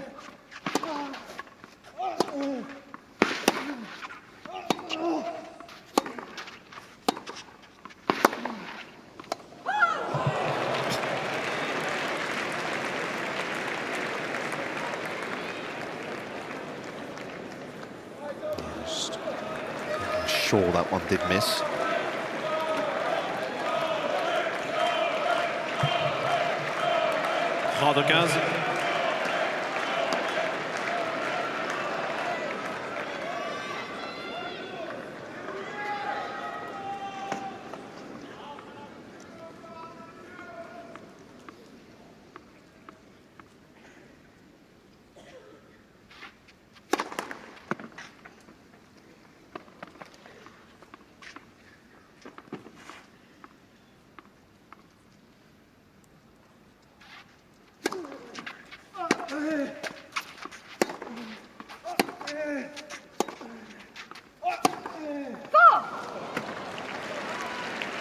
30-15. Novak has to target that forehand corner of Sinner. I mean, it's not going to give you a lot of reprieve, but he's been absolutely destroyed by the backhand side.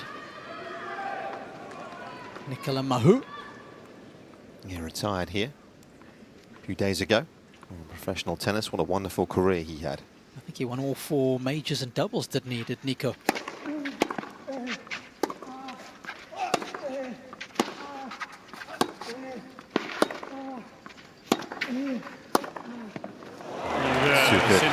Straight nitro.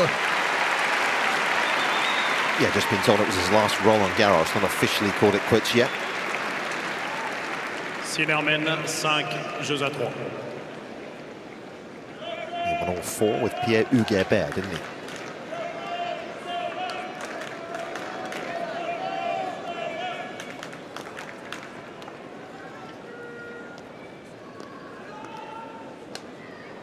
Kristina Mladenovic was a famous French player. Excelled at both singles and especially on the doubles court. Did Kiki.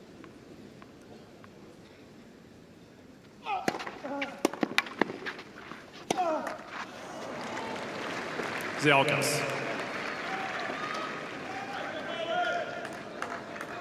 feel as though that break has taken the air out of this as a contest, isn't it? To an extent.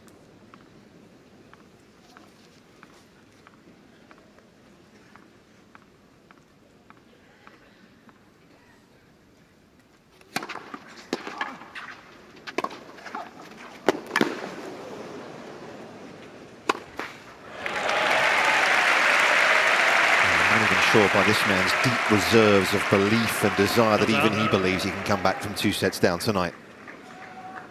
In these conditions against this player. A monumental challenge.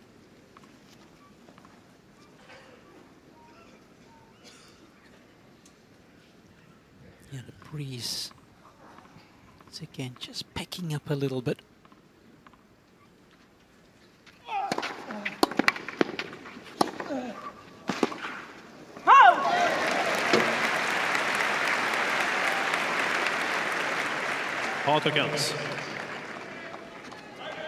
So has been good in this set, made 20 of 27 first serves as Djokovic.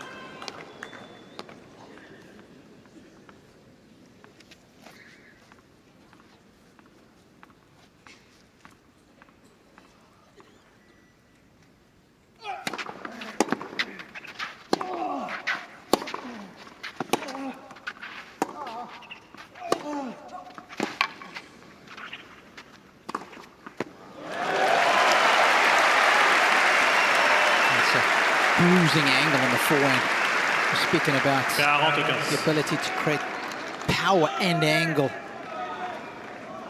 Certainly being made a lot more doable with the strings and racket technology these days. Wawrinka was a maestro in that department.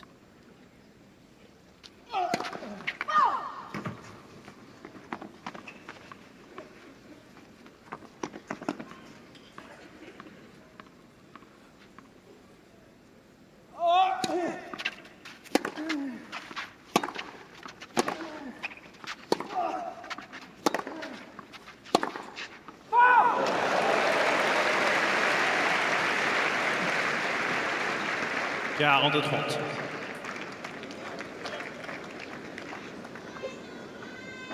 A prime example of that fine line that like Sinner and Alcaraz employ when you attack them, because when you attack them, they can attack you in equal measure.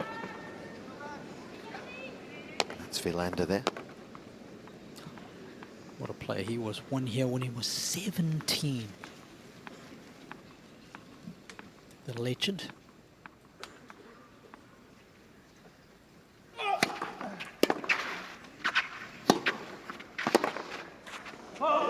Djokovic. And they'll force the Italian to try and serve this second set out. Zimmermann, 5, Take jeux à what 4. might be an unassailable lead in this contest. 5-4. Physio, next change over.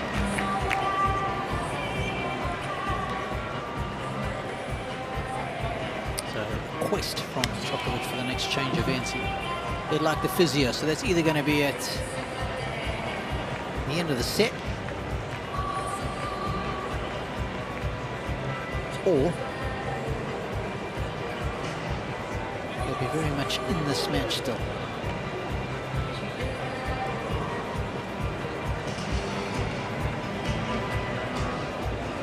Seen him stretching out his, like his glute or his hamstring.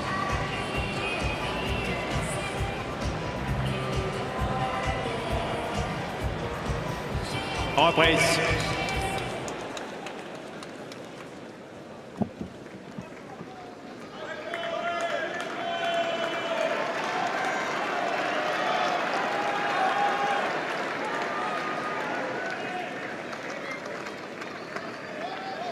Still yet to drop a set at these championships, Jannik Sinner. Looking to close out another right here. And get himself a 2-set lead.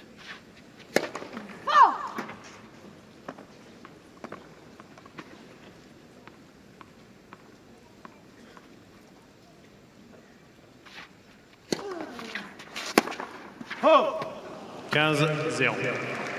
He's asked for the physio at the end of this game.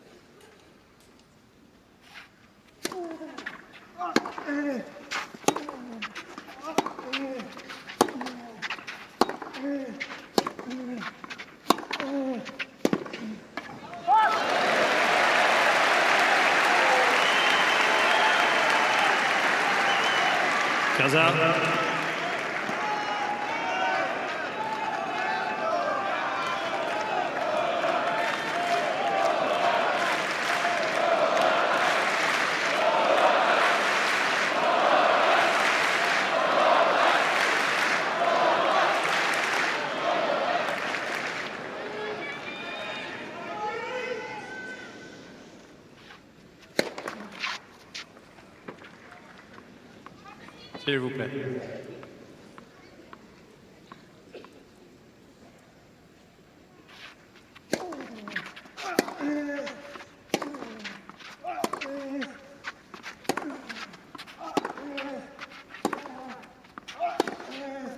Yes. Bit of a change of height midway through the rally. And again, it's the forehand that's doing the work.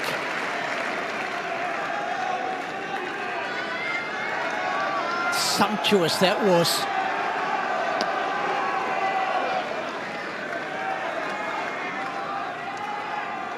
Once again, he's got to 30 on the Sinner serve. Sorry, Rob. 7th forehand winner of this set from Djokovic.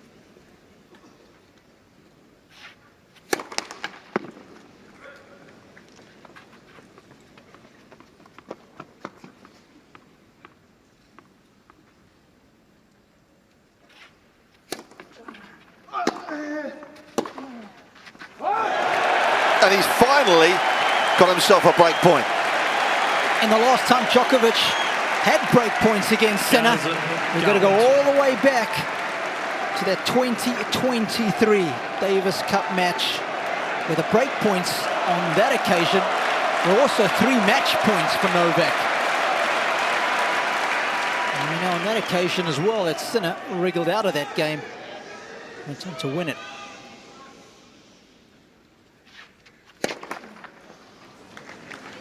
Sinner, remember, has not lost serve since round 1.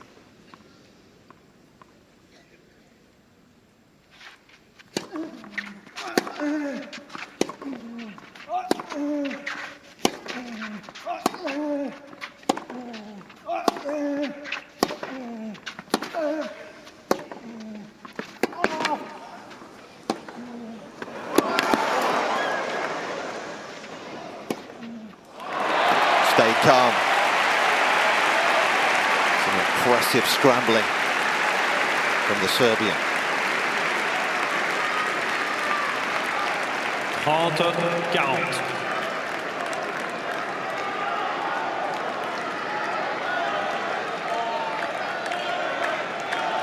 Such a phlegmatic personality, isn't it, Jannik? So little it disturbs him, seemingly. This pressure cooker of an environment.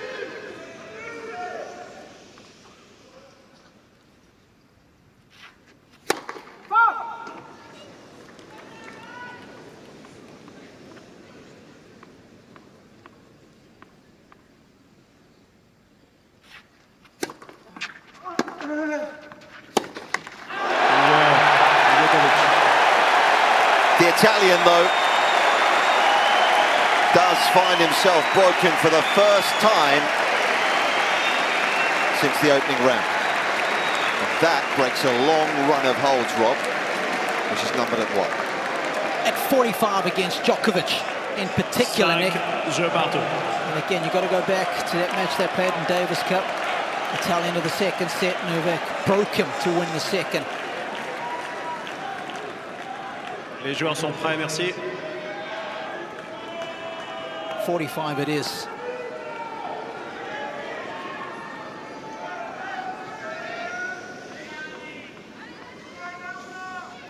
First serve made in that game from Sinner, that hurt him.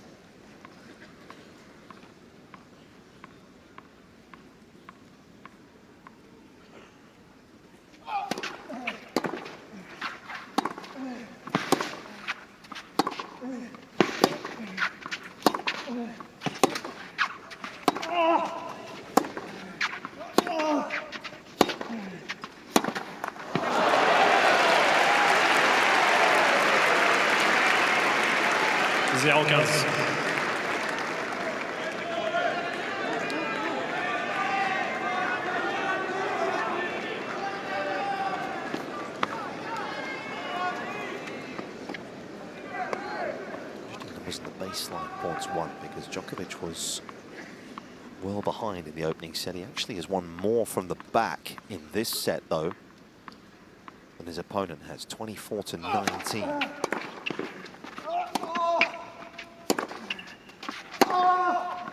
Oh, yes! And off the back foot. That is right from the top draw. And how good your timing has to be to hit that kind of shot, but it's the depth that's so important. That ball staying in the air so long. Of course, it travels so much quicker through the air than what it does once it hits the court. It slows it down significantly. That's why the depth is so important. Oh, he is just pouring it on here. Another absolute screamer.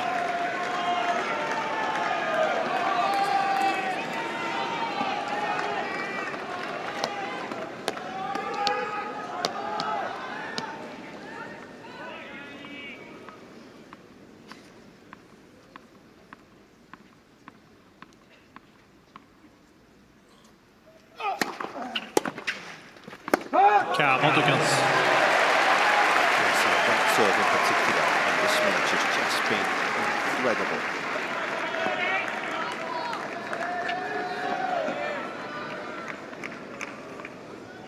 Amazingly, when he's hit that one on that side, he has yet to lose a point.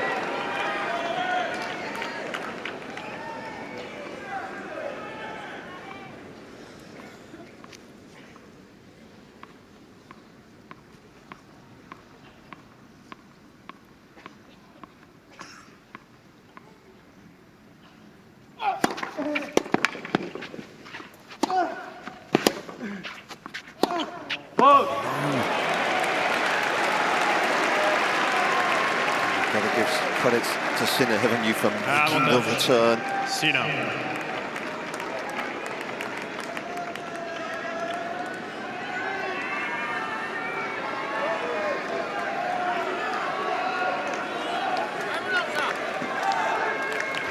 Waited so long to finally get a break. He's going to relinquish his advantage here.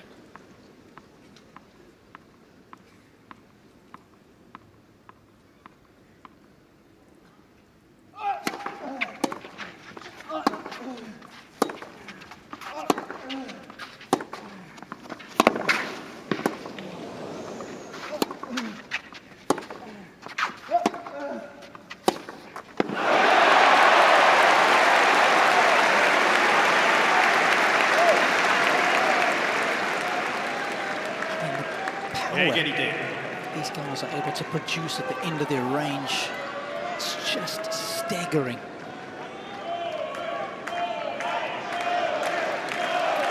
What a ball strike at double A was.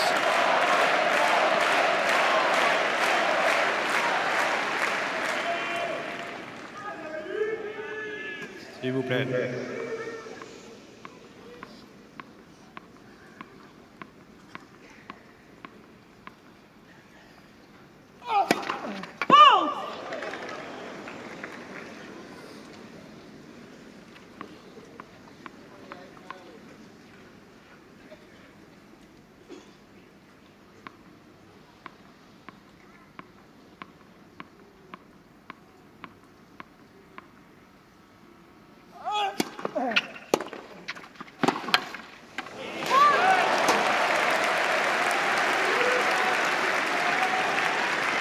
Avantage, Sinner. He had the strength to get himself out of that wide position, did he?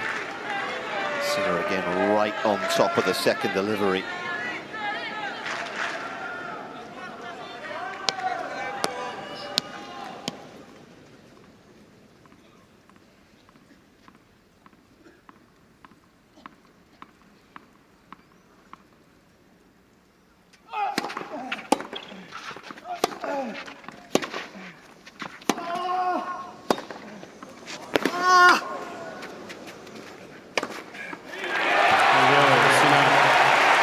The impetus that Djokovic had didn't last long enough from his perspective.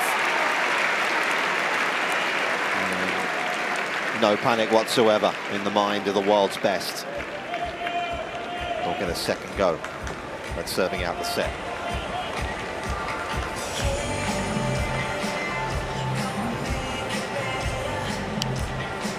Do we expect anything less, Nick? So.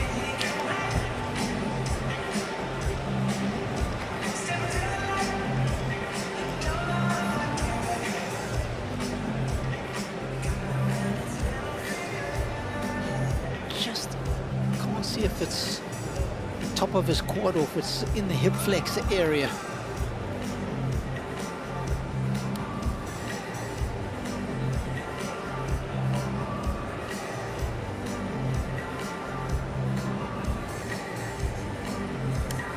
He's so flexible anyway.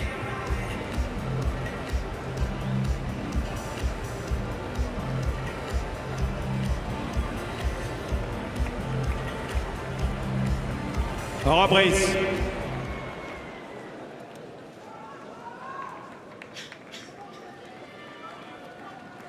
Quick bit of treatment at the change of ends. For Novak Djokovic.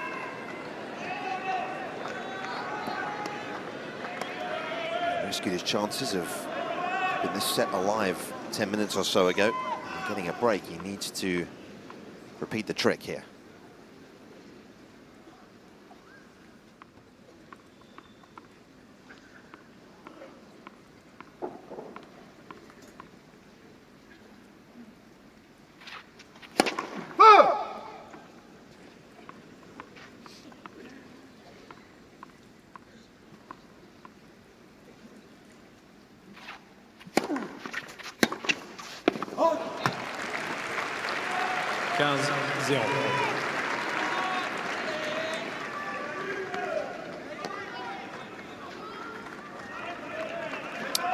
A great athlete will tell you it's not about the adversity, but it's how you respond to it that matters most.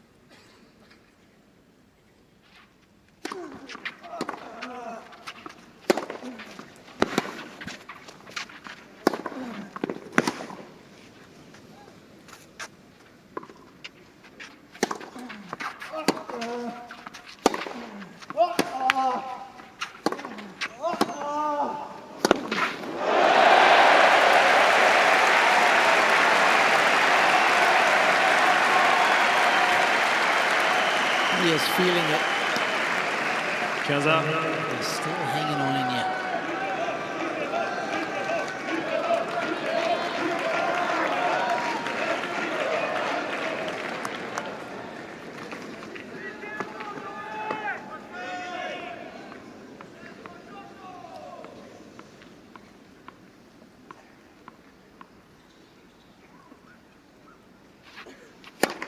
Let. Premier service.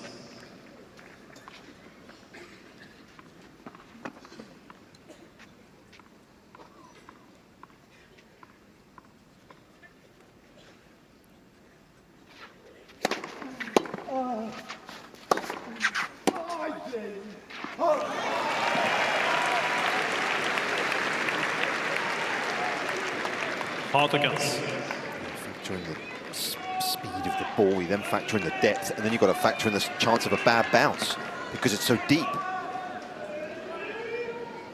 Concentrate so well when you play on a clay court.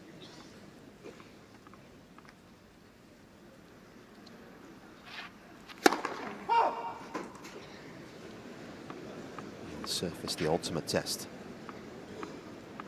Every aspect.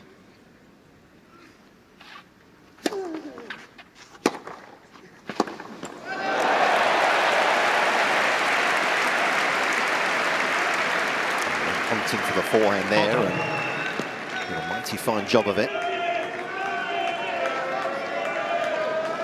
Unusual to see Novak do that on a return, Nick. Very effective. So he's had to work a lot harder for his hold in this set. This is 38th point played on serve for the Italian in this set.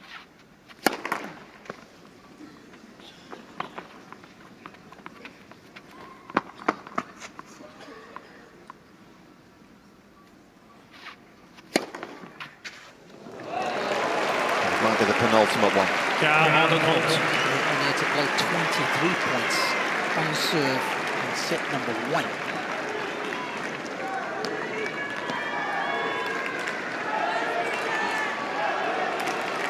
Almost twice as many.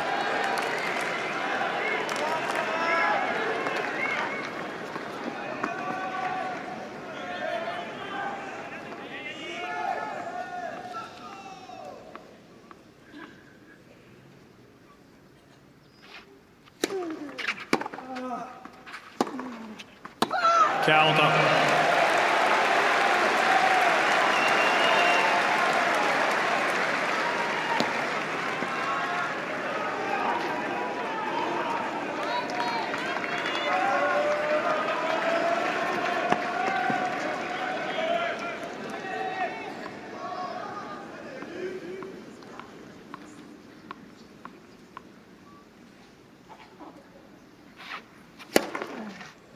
Avantage. Copy and paste Sinner. that one. Because the previous one was a second serve ace. That's what made it so impressive.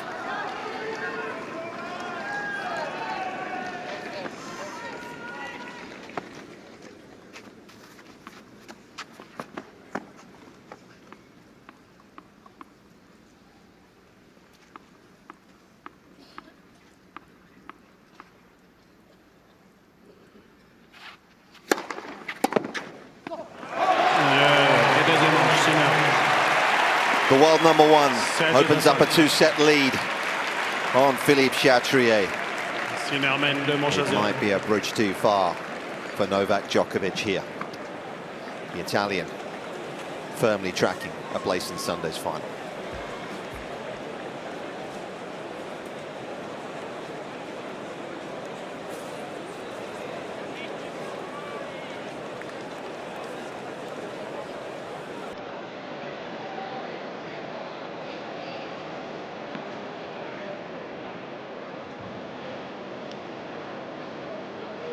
That's just that little manipulation. Left hip. That's what we think it is. Maybe an injury timeout about to occur. Just the umpire being notified that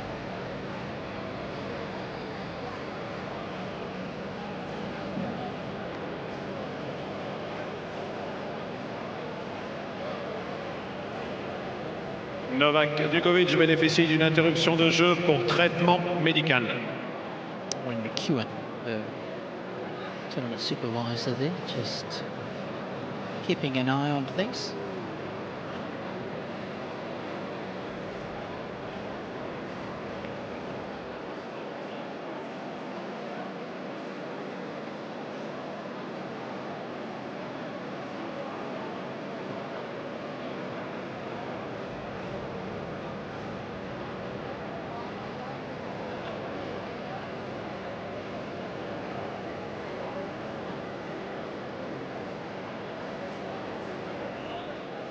Multiple people here checking the condition of the Serbian. Physio doctor out as well. A time, and of course in the first, didn't we, of the semi-finals today.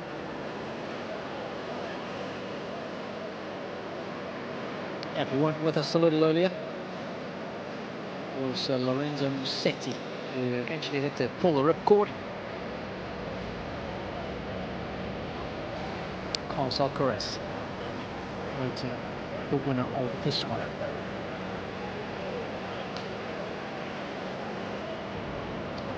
Had a Grand Slam final between a Spaniard and an Italian, incredibly, since 1964 on the men's side. That's hard to believe. Nicola Pietrangeli, That's right. lost to Manuel Santana here in 1964. That's incredible. It was the last final that Pietrangeli made, wasn't it? 4 here for him. 159 and 60. He's had another final in 61, so it was 3 in a row. In a bit of a hiatus before winning in 64. But of course, the last Italian man to win a major was Adriano Pinatta. That's right. 76. He won here. What a player he was, and nice little caveat about that one was that he saved match points in the opening round. Did the Italian with a diving volley, stretch volley, just flopped over the net. Was beat Bjorn Borg along the way. In 1976, Borg was starting to hit his prime.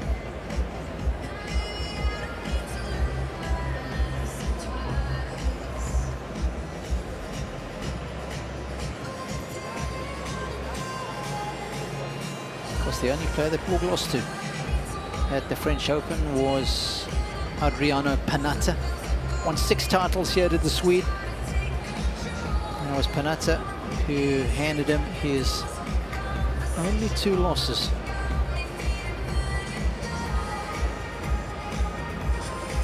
En reprise.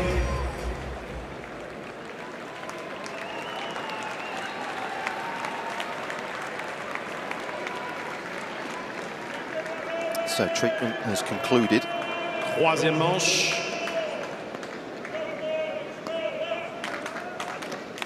38-year-old will restart here.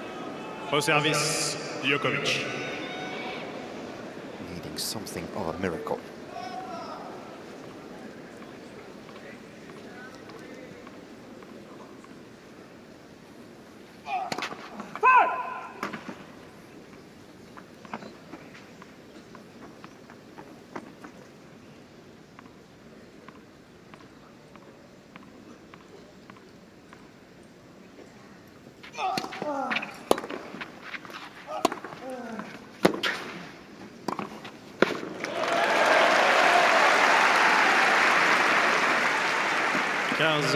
Zéro.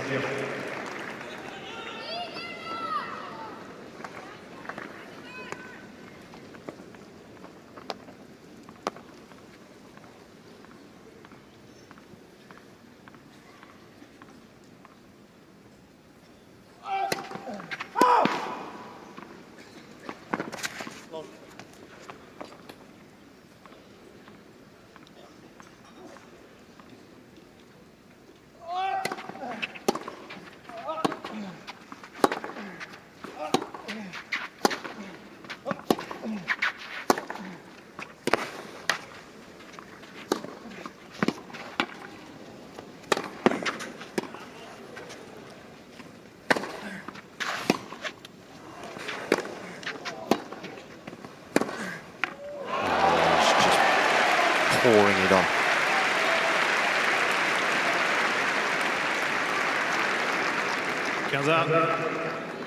It's hard to believe that somebody can hit a ball with this ferocity and still keep it in. It's a little like watching Bryson DeChambeau on the tee box, isn't it? And he just splits the fairway 400 yards down the middle. Not always the case with Bryson, though.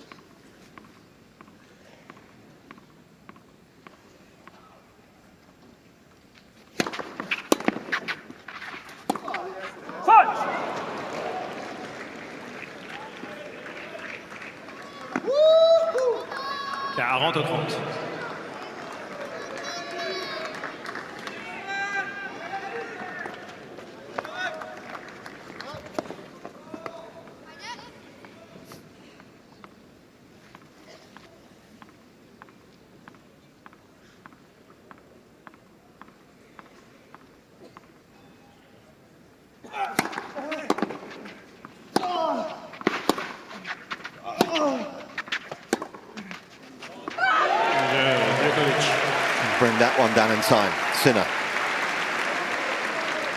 Djokovic. Premier jeu, troisième manche. First to trouble the scorers in this third set.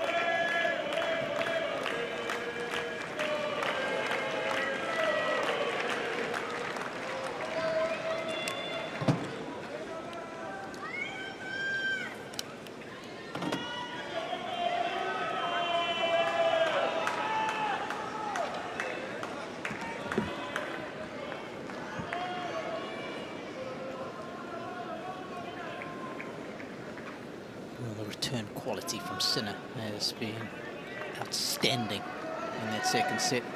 Didn't miss a single second serve return and only missed 4 first serve returns. That's why the metric was so high. A lot stronger than Novak's 6.9.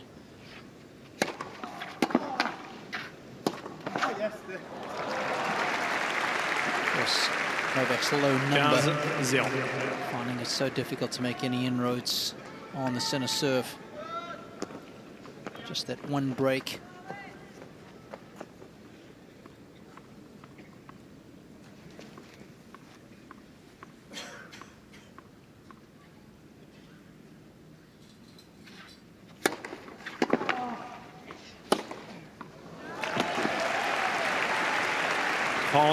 Zero.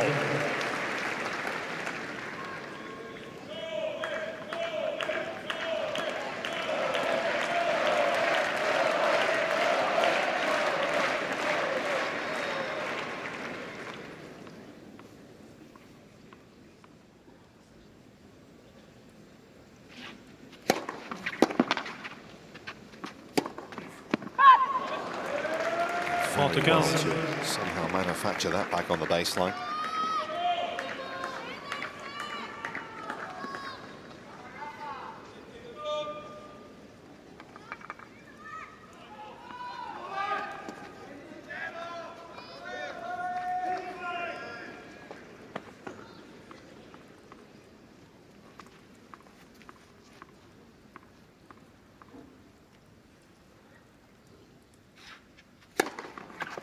Just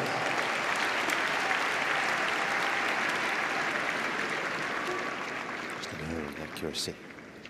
Of course, it was 2 years ago here, wasn't it? And he made the changes to the serve after defeat by Daniel Altmaier. Led to a significant shift, didn't it? I think it was the very next week in Hertogenbosch. I think that was the tournament that he played.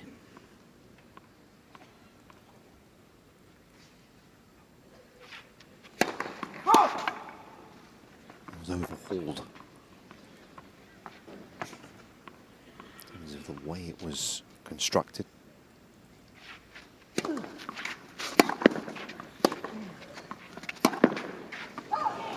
Changed from the platform to what we call the pinpoint or step-up serve, which is what he does now. Of course, it wasn't that big of a change for him because earlier on in his career he did use the step-up serve. And he tried the platform for a while.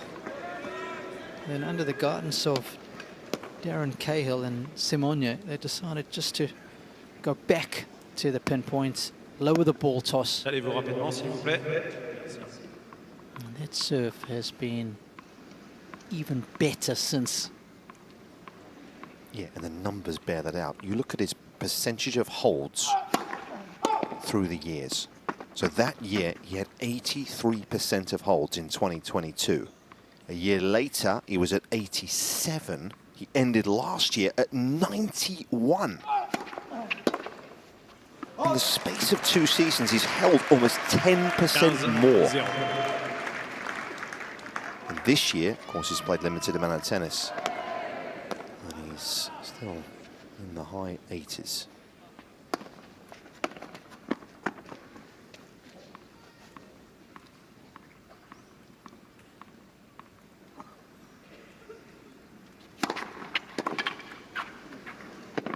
And not only that, that's one category, but another category that was the breakpoint saved.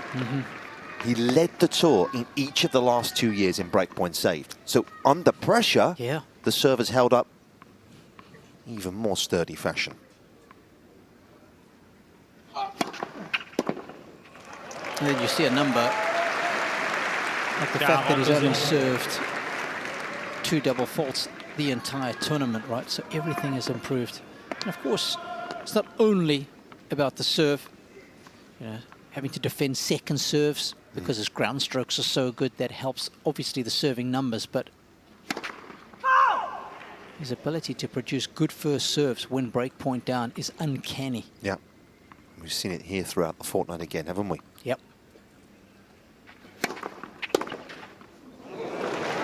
Thank you very much. 40-15. It's the brains trust there.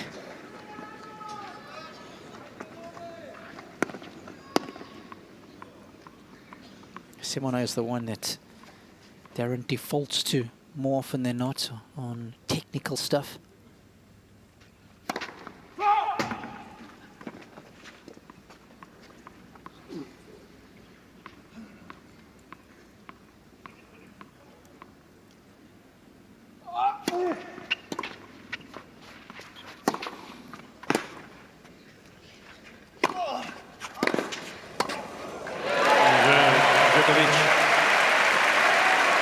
Good couple of holds at the start of this third set from the three-time former champion. Djokovic mène Looking to keep this competitive. 2-1.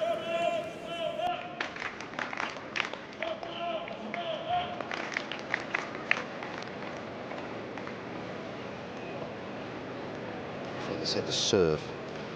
Obviously, such a still important part of this sport. Serve speeds have gone up, haven't they, over the years? You look through the statistics, the raw numbers, pace of serve has increased.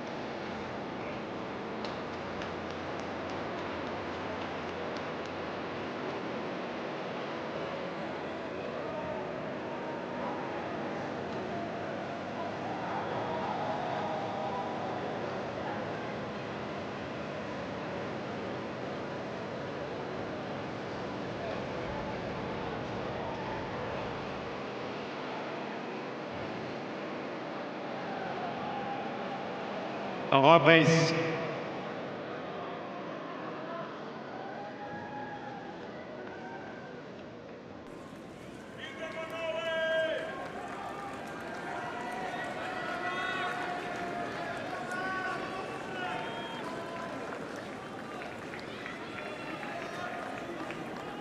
Pretty cool and overcast evening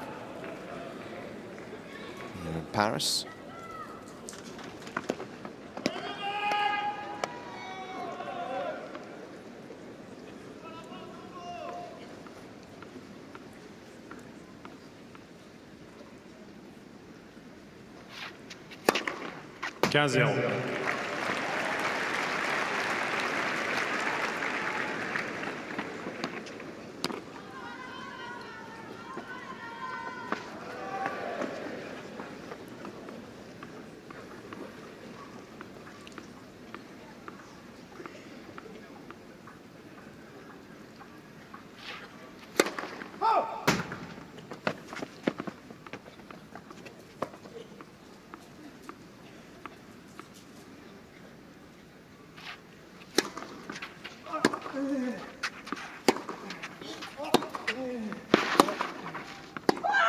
Talk about serve changes. I know that Jack Draper, I think it was last year, actually went to see a biomechanics specialist in France, based in Rennes, to really break his serve down, just to get into the minutiae of the detail of it. They have so many cameras set up.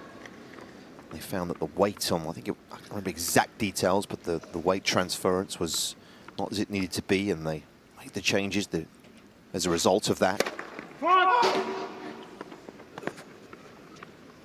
There's a lot of people out there with specialist knowledge they can tap into.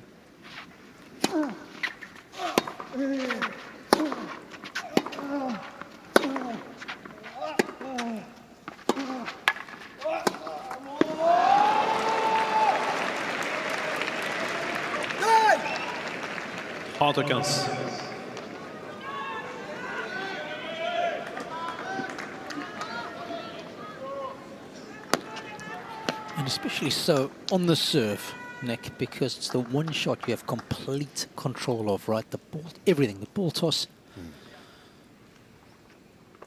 And plays such a major role. So often the foundation, the cornerstone of a player's game. Serve well, you can have a career. And has it become more important in 2025, that shot? You're probably going to tell me it's always been important, which I understand, but has it become even more so now to have a big serve? Is that even more prevalent?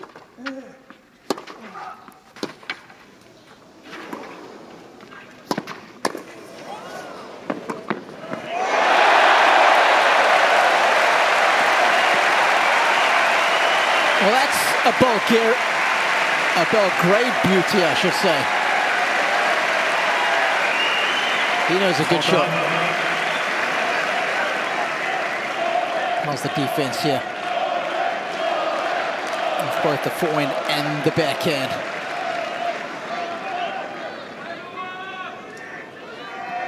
I thought there for a moment Grigor Dimitrov was on the match court. Let, premier service. Yeah, he didn't last very long this year, did he? No. Retired in round one. Bad spell for Grigor. Yep. At the moment.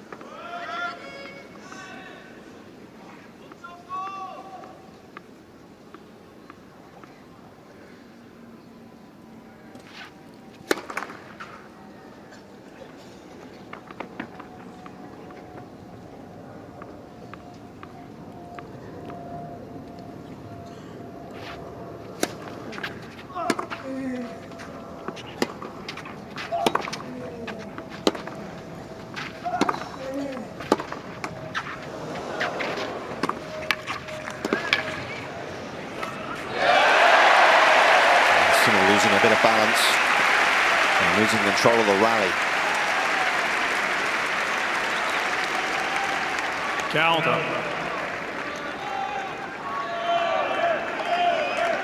Just there. Only half a step slow against the top player. Almost no chance to get back in the rally.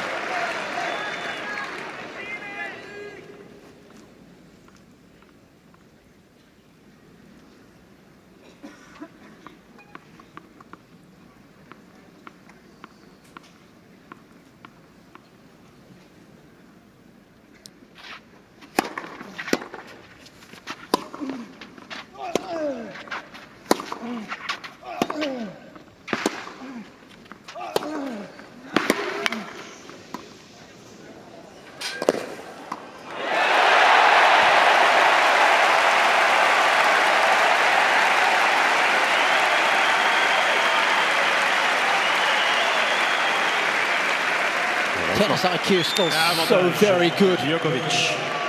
Just working the full dimensions of the court here.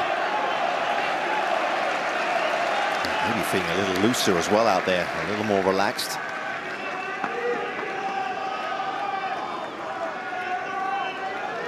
Merci.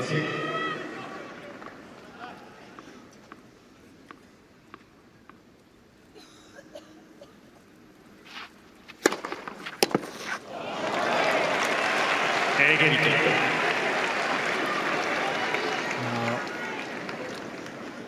Breaks have been hard to come by, and once again, as Nick was alluding to, on the big points, the break points, Sinner comes up with a line-licking first serve. Yeah, look at the pace of it as well. That last serve almost at 200 k's an hour, 123 miles.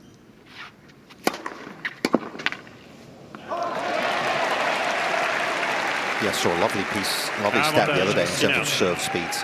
You go back 25 years, at the US Open and the Australian Open in '99, the average first serve speed at both of those events in 1999 was 105 miles an hour. That was then, 25 years ago. In Miami this year, just taking that event alone, the average first serve speed of the top 10 was 124 miles an hour.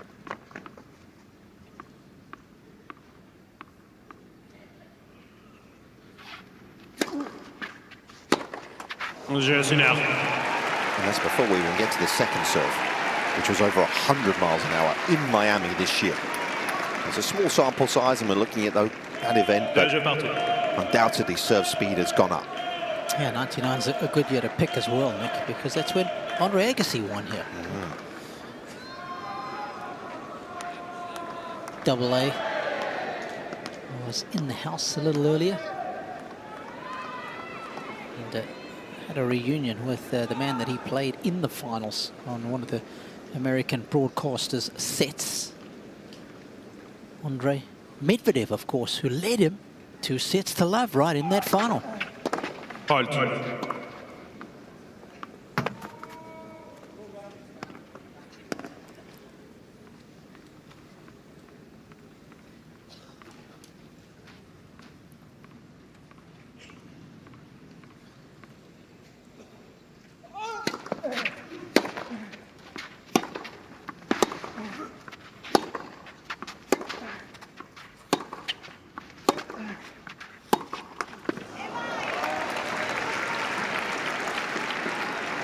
Zéro 15.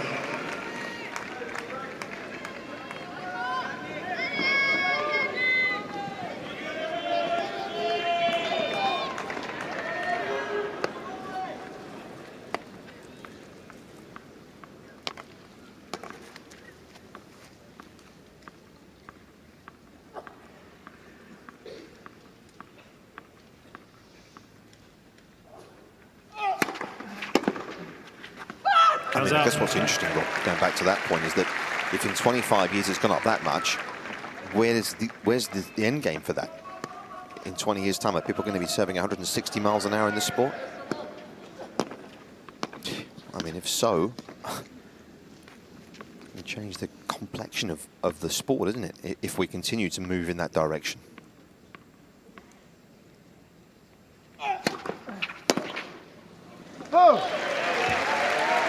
Entre 15. We shall see.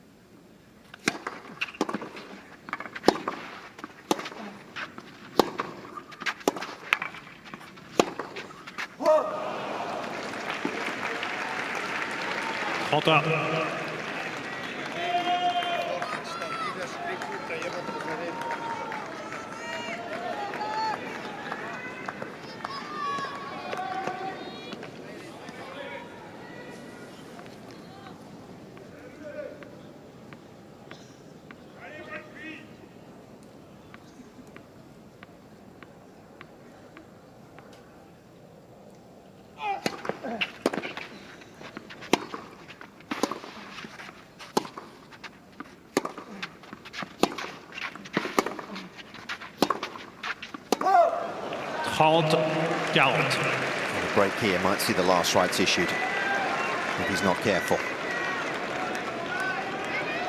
He's had a few impressive comebacks from 2 sets to love down, hasn't he?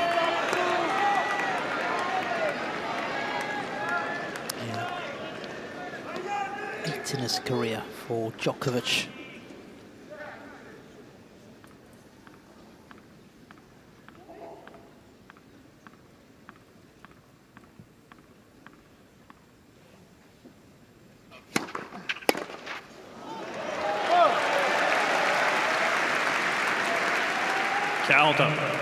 Leading against one, of course, against the man he's playing today.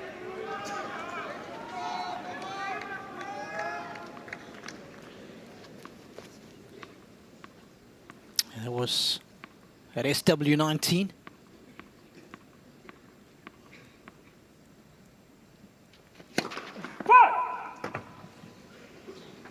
That, of course, the famous postcode of Wimbledon.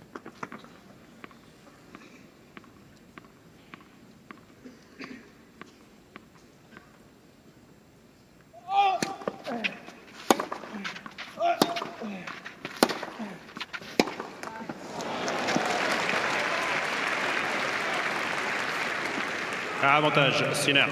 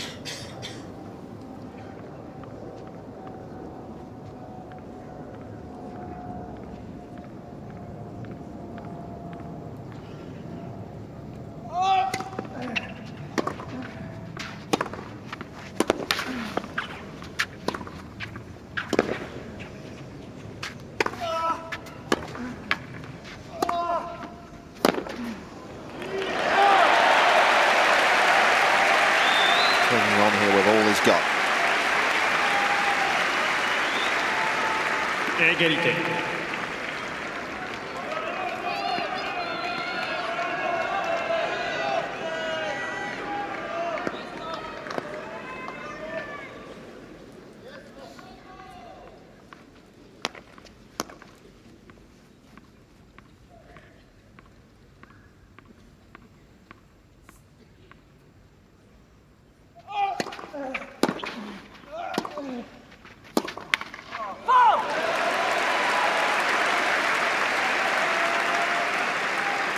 Avantage, Djokovic.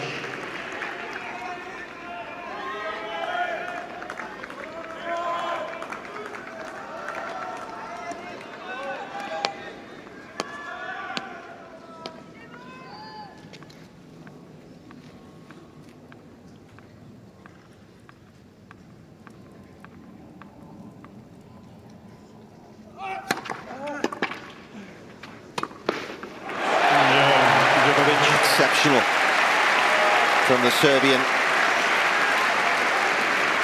He's refusing Djokovic to yield mène just yet 3-2. here in the second semi-final.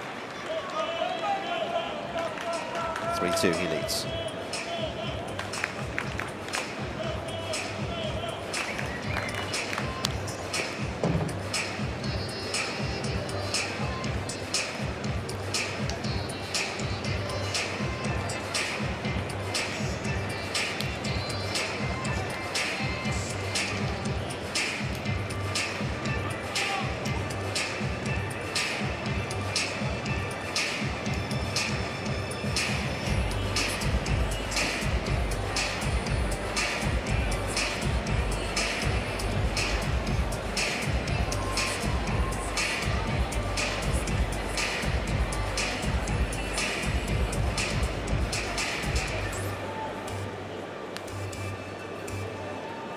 La reprise.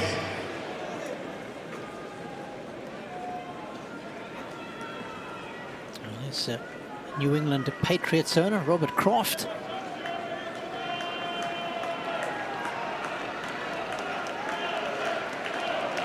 If you're a fan of the New England Patriots, you will definitely know Robert. Team owner, got to be one of the most successful, certainly in recent history.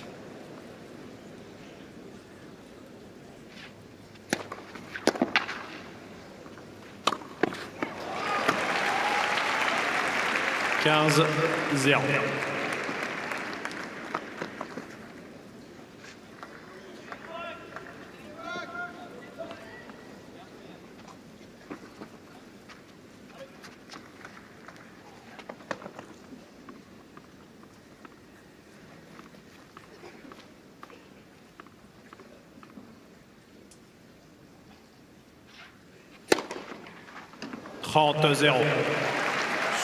Serving right now from Sinner.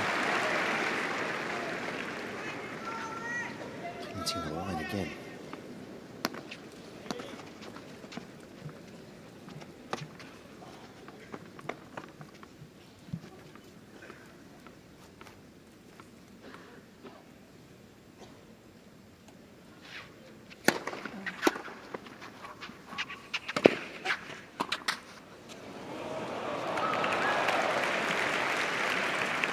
He might be letting him down, but of course, it's not always been the case, is it? I'm sure there's been an athlete that's looked after themselves off the court in this sport, quite like Djokovic has. He had a big role to play in the Regenesis pod, didn't he? And he's taken all over the world with him. In fact, signed a big deal with Qatar Airways, didn't he, earlier in the year, because that state is now a hub for his Regenesis pod technology, which is all about recovery and wellness. I think our good friend Andrea Petkovic actually had a sample of it, didn't she, in Australia this year?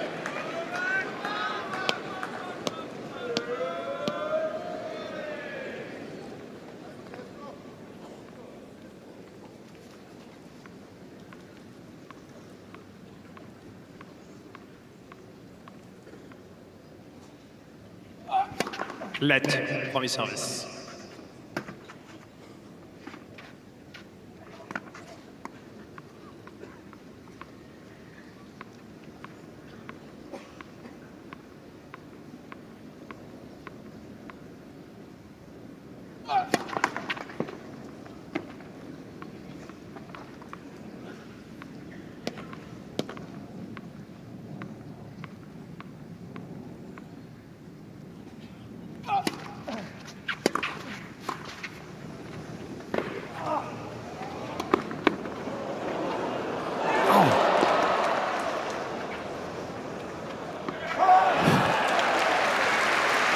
mean, you really see a shot like that one that Djokovic just hit.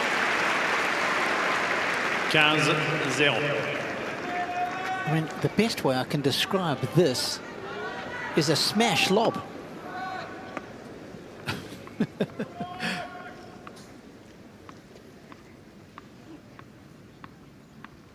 bit of Serbian sorcery, that was. Like that.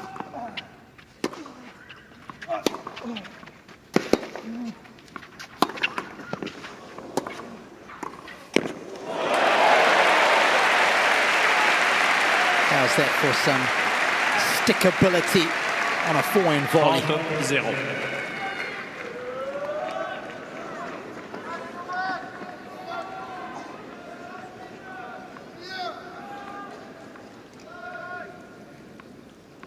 Taking a lot more in the set. Here's Novak. A little looser, more relaxed.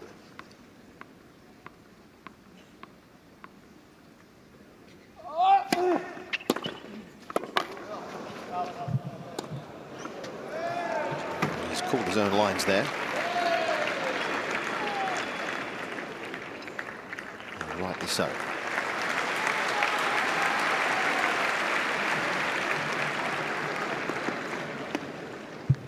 $40.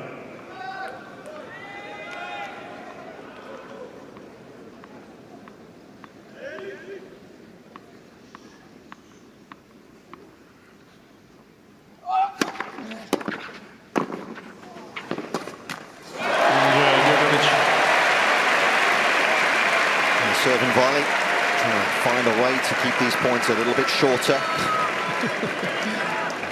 They're all super pumped. Djokovic mène 4-3. Holds on to his third set lead.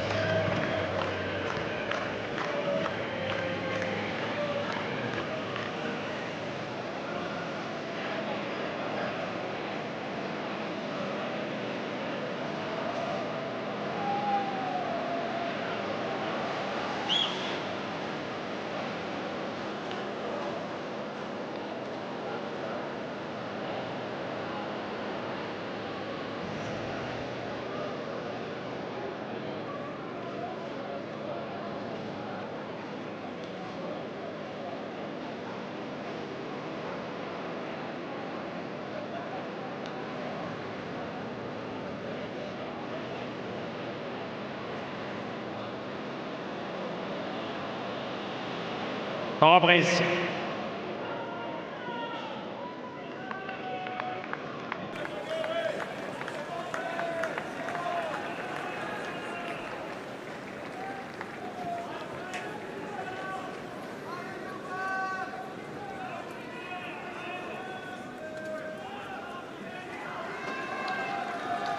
Had a final here between two men aged 23 and under since 1994. That looks very much a possibility right now.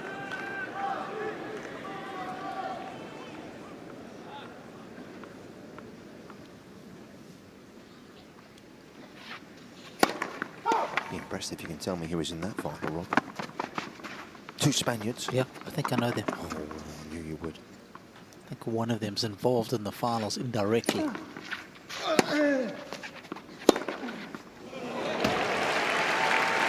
Is he? 15-0. Making me think now, having just seen who it was. Alberto Berasategui. Yes. And Sergi Bruguera. No flies on you.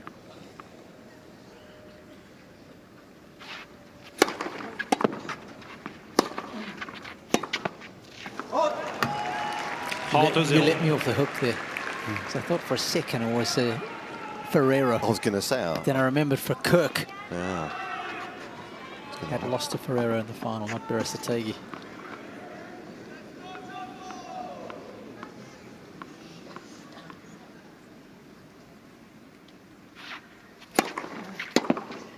$40-0. Yeah, those guys are 23 and 20 respectively. That was back in '94.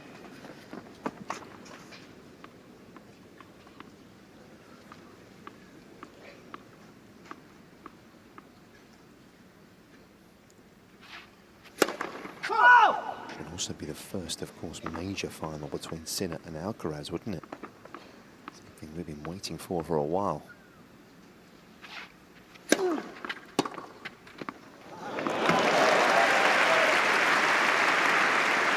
Tell you one thing, definitely won't be the last either. If we get there.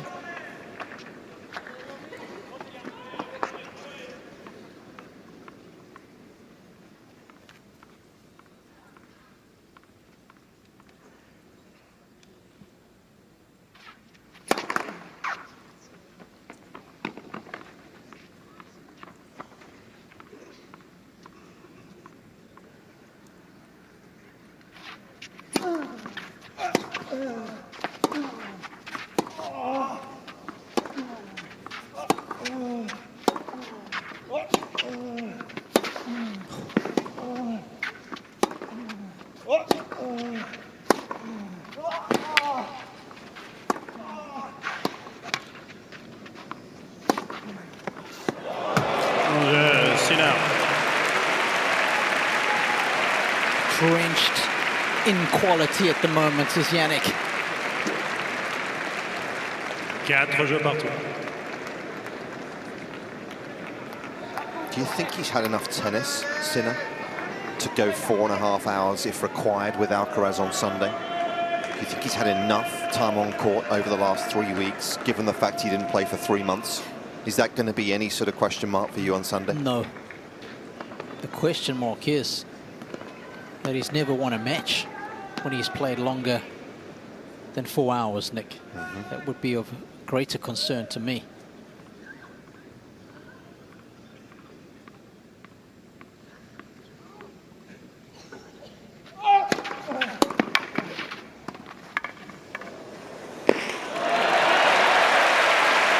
And that's more about sustaining physicality rather than, you know, match practice. 0.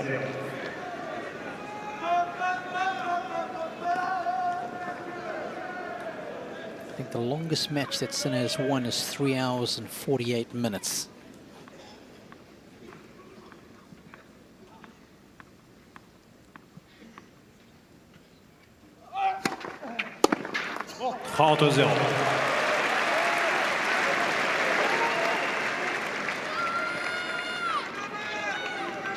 Sinner and Alcaraz played that 5-hour 15 epic, didn't they, at the US Open 3 years ago?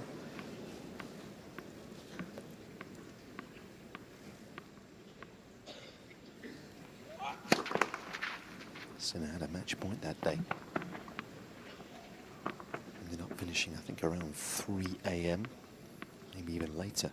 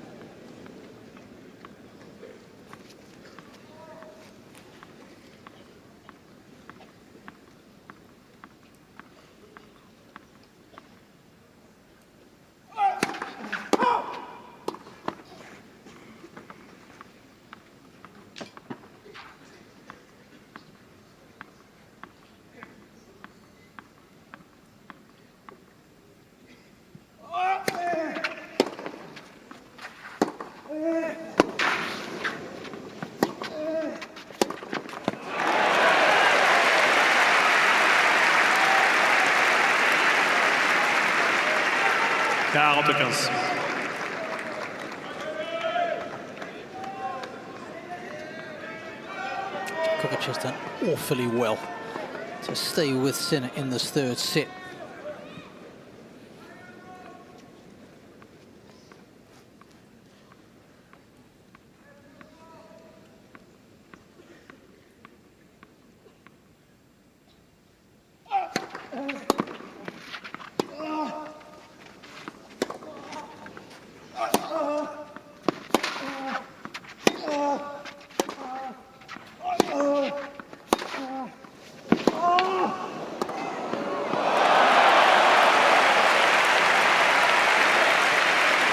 What a combination of shots.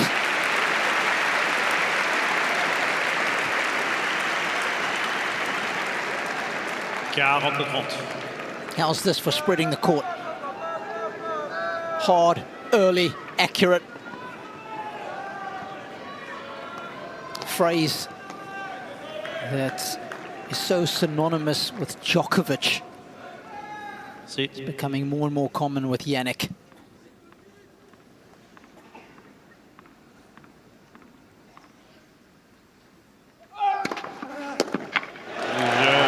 It's another super hold, though. They like it up there. Why wouldn't they? They're still yet to have a break in this third set. Djokovic mène 5 jeux à 4. Djokovic leads 5-4.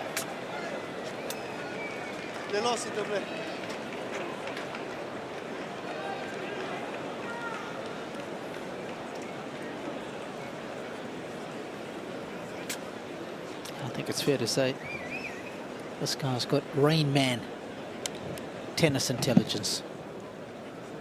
What he's been doing in this sport for the last 20 years is quite extraordinary. Not going away without a fight.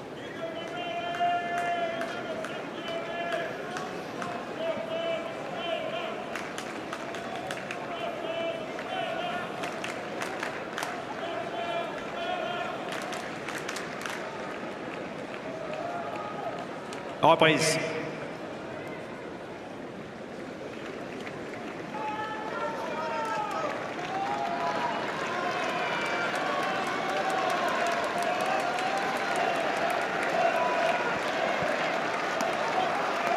Two hours and 45 minutes.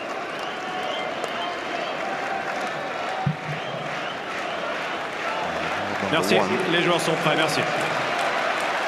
Serving to avoid dropping his first set of the week.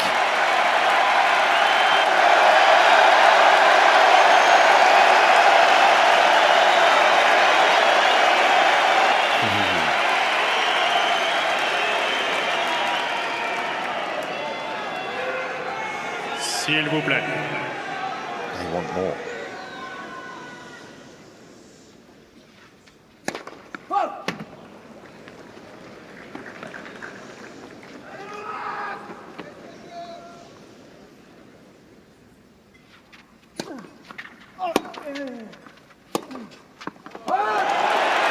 Get it.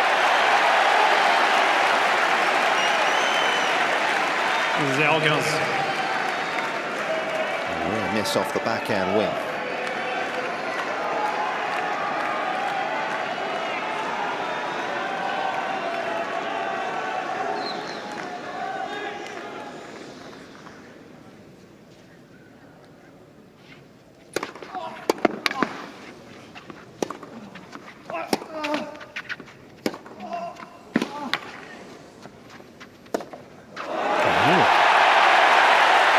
Looked as though it was going to be late to get to the forehand, didn't it? And so it proved to be the case.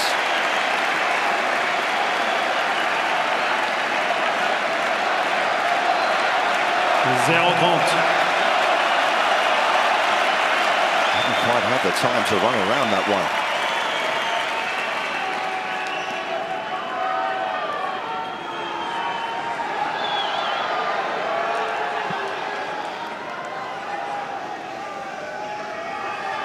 S'il vous plaît.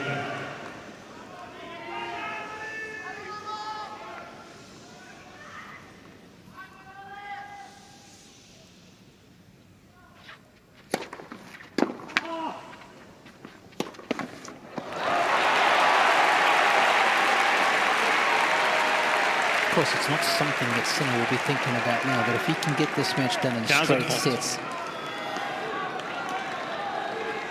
it certainly will help.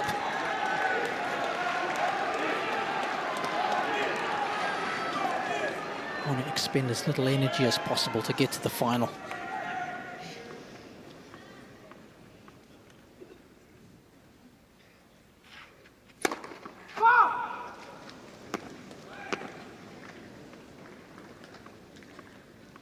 Djokovic going deep for this return.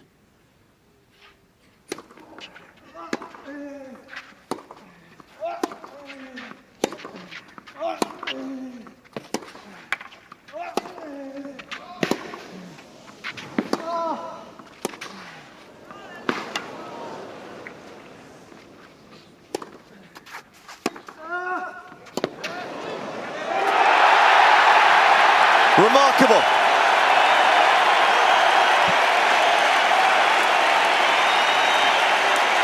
What a strike off his two-hander. And it caught Sinner by surprise. 15-40.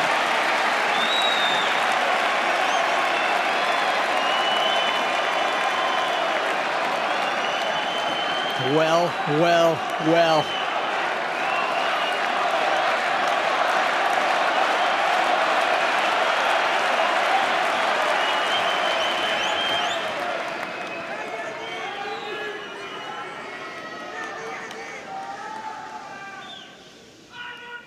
S'il vous plaît, les deux joueurs sont prêts, merci.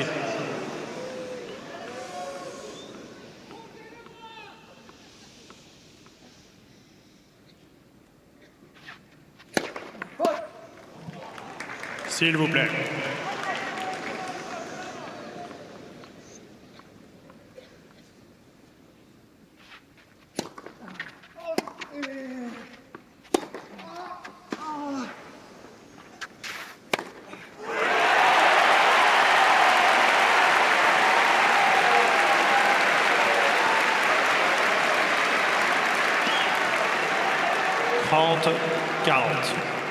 No sign of any hesitancy. Just gripped it and ripped it, did Jannik. But he's not out of the woods yet.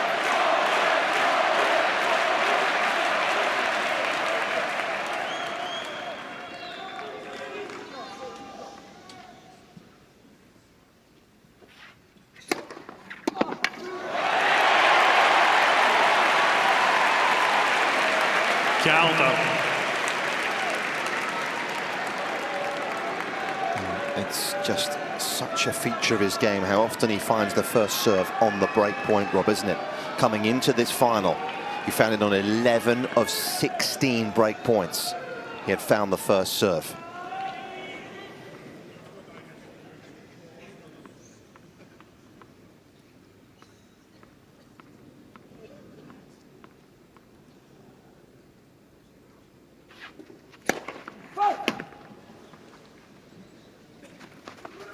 S'il vous plaît.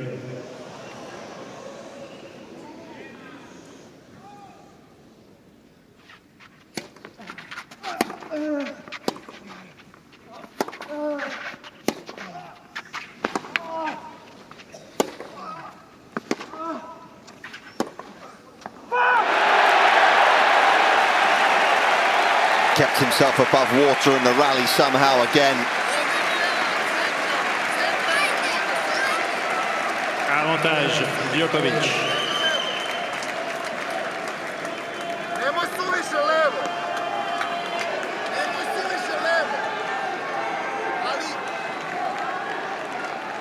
Boris dishing out the advice there.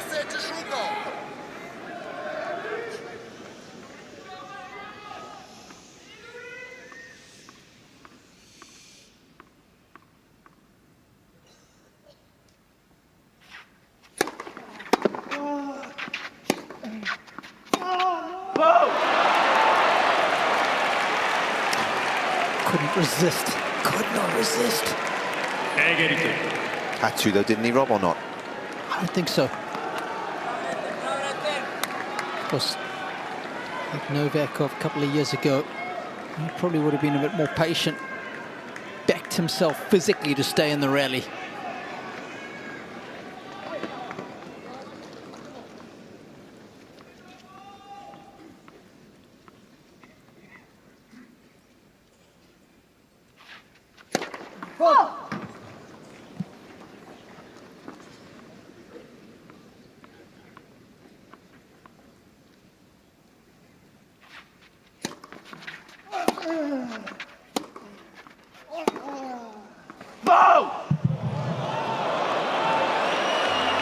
This is questionable. No.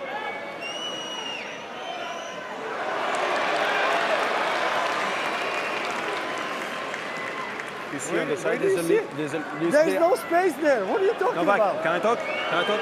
You see the entire mark? There's a little space next to the mark, the ball is out. You must be kidding me. The one just in front of you. This one, or the one next. Yes. For me, I see the space. It's very close, Novak. We agree. No. It's very close, but there is a space. Yes, exactly. Yes, exactly. Yes. I think Sinner just said there's 2 marks there. I think that's what he said.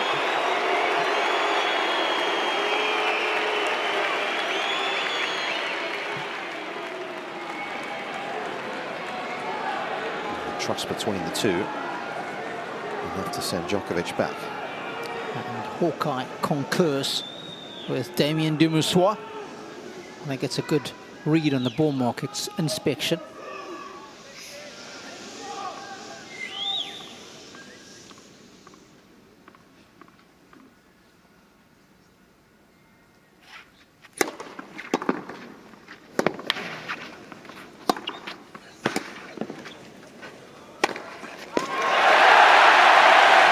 That might just fire Djokovic up even more.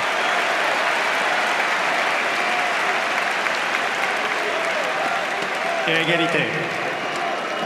Classy of Novak just to accept ball mark inspection from Jannik.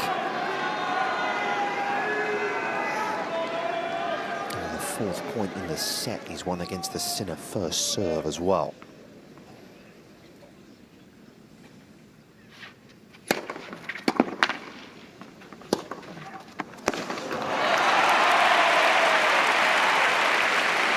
Avantage. Sinner.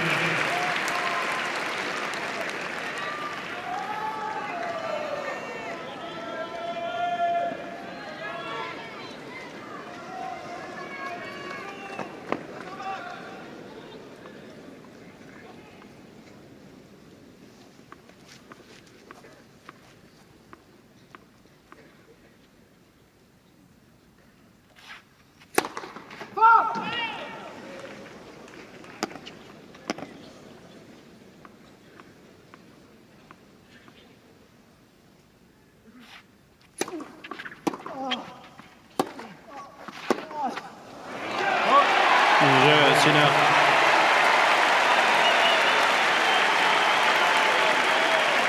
Unflappable.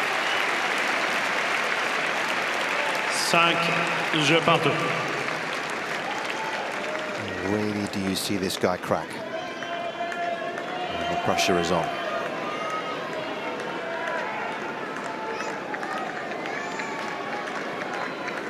It certainly was right there, wasn't it?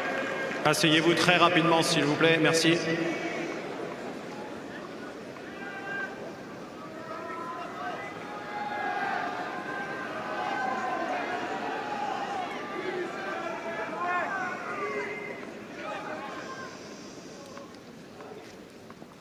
The lady next to Felipe Velandri, there was Tatiana Garben.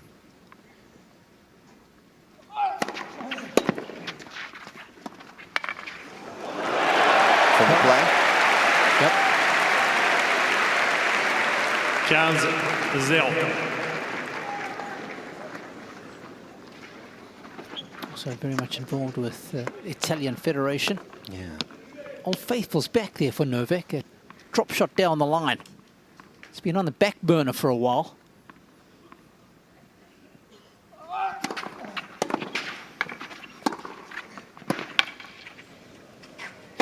No way.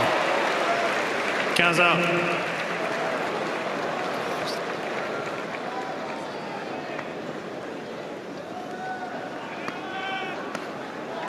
It's always been his Achilles, hasn't it? The smash.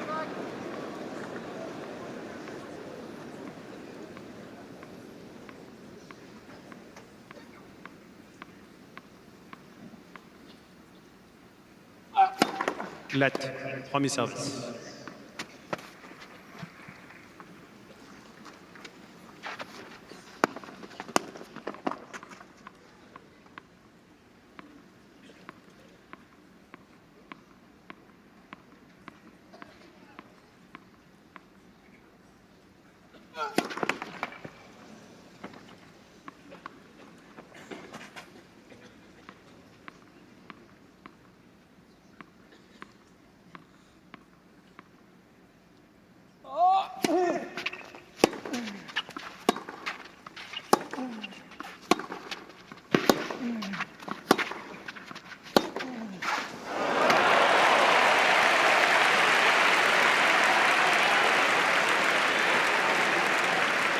15-30.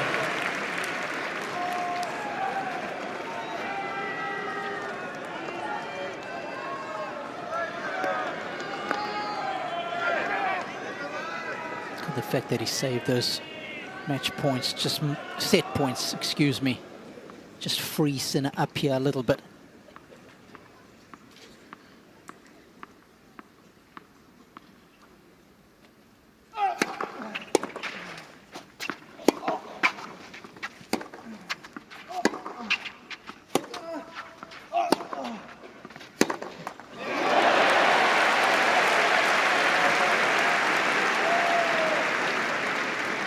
Porter.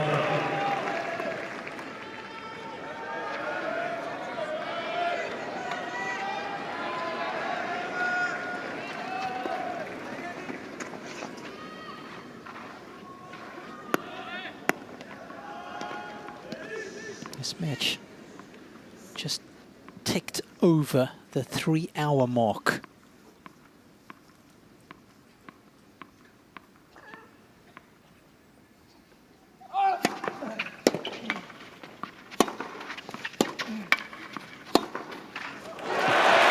That is a thumping forehand.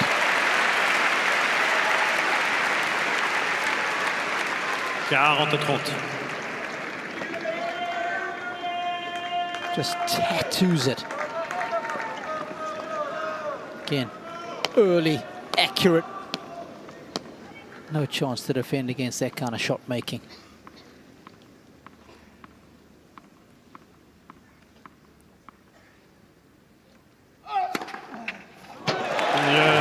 To the line there as well.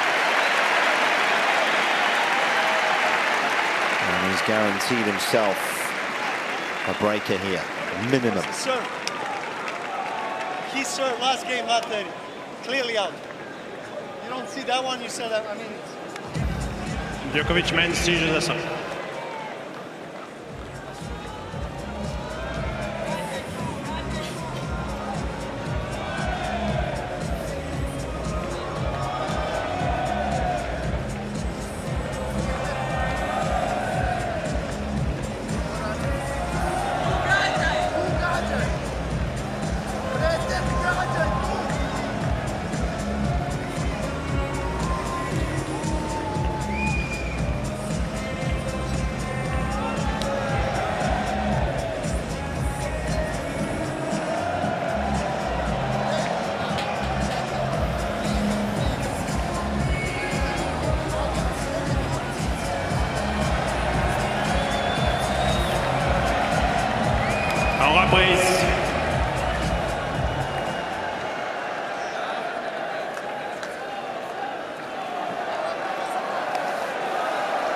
Well, these two gentlemen at the change of ends were sending some messages down, weren't they? Did a little return position, Rod, they were focusing on there? Yeah.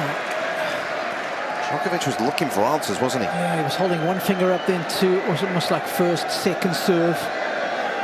Boris, it's a long way to shout on those seats all the way down to where the players sit on the change of ends.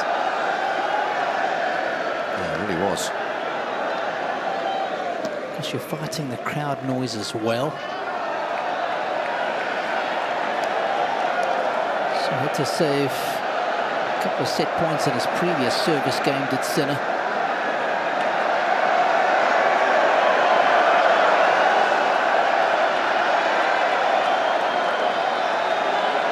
Merci, mesdames, messieurs. 3 to be precise.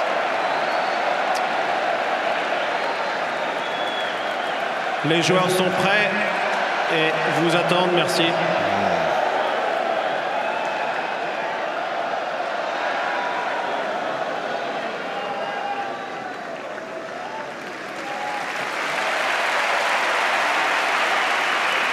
Now playing their part, Sinner serving once more to save the set.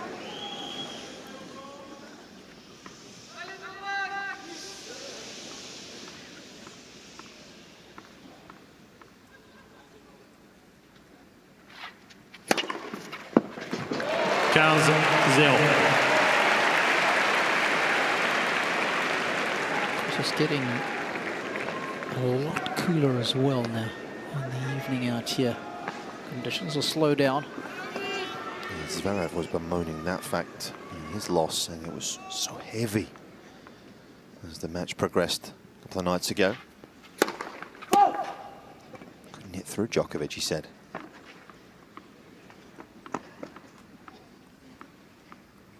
Novak going deep this time. That's maybe the second time I've ever seen Novak do that. And the previous time on a second serve was a little earlier in this match, and he did it to good effect, Nick. And his coach gave him a big thumbs up there as well. Saw that. Obviously, won the point, so.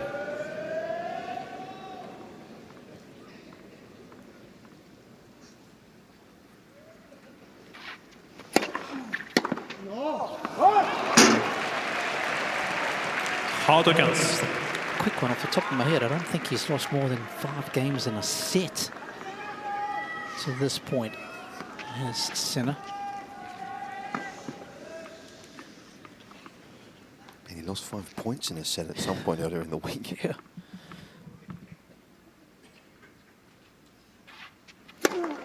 Holt.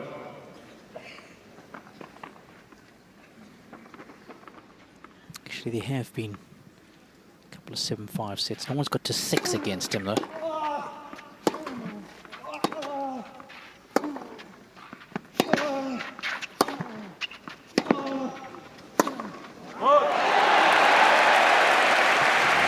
The depth, maybe not the bounce. So there's an apology from Djokovic after that.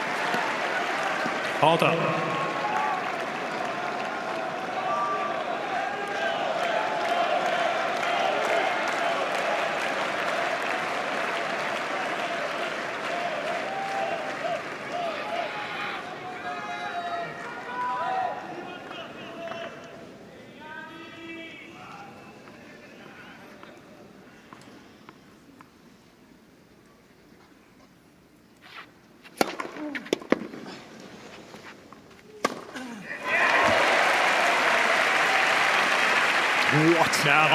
a combination.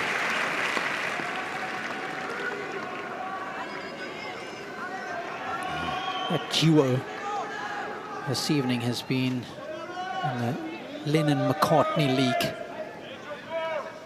Been working very well together at first serve and forehand.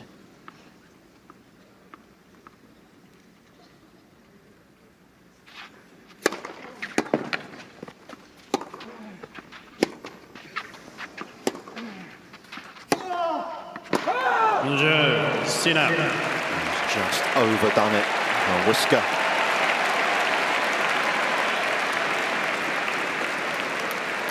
Si jeux partout, jeu décisif.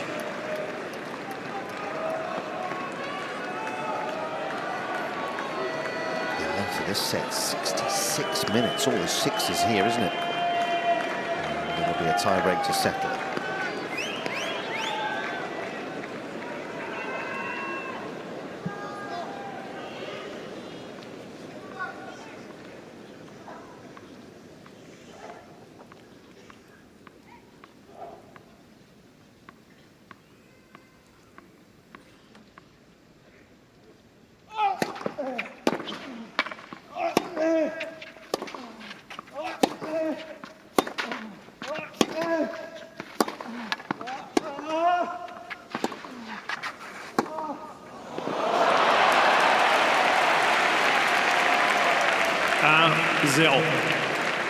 Sinner.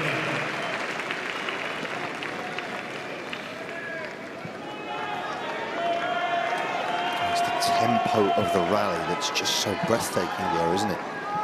Quickly these players are having to hit and move before the ball is back down the other end. Yeah, because they're so well balanced at the end of their range, sometimes that disguises the fact that they are at the end of their range. Lesser players would be flailing at the ball.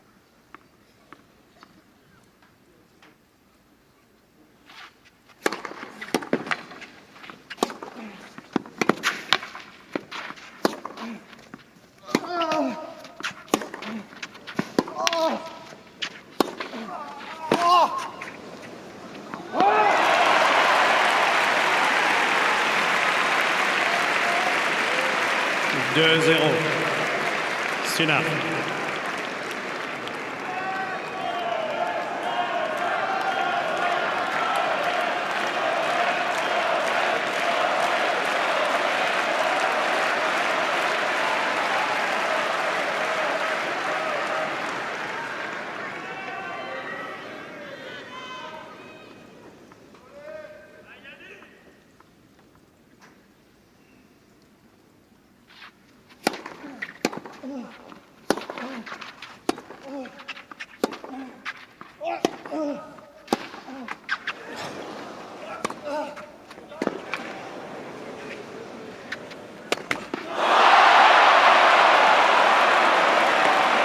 Unfathomable, and he's looking up to the lights.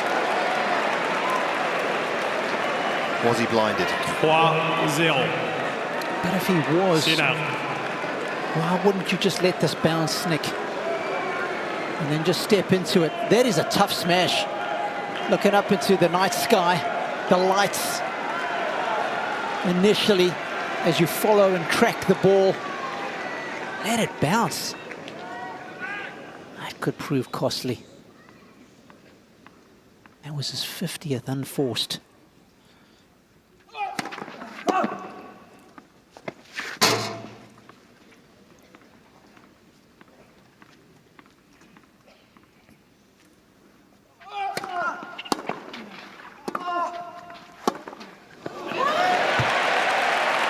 One of them back there, though. 3-1. Sinner. I think these 2 points have been massive for him. He's won the first one.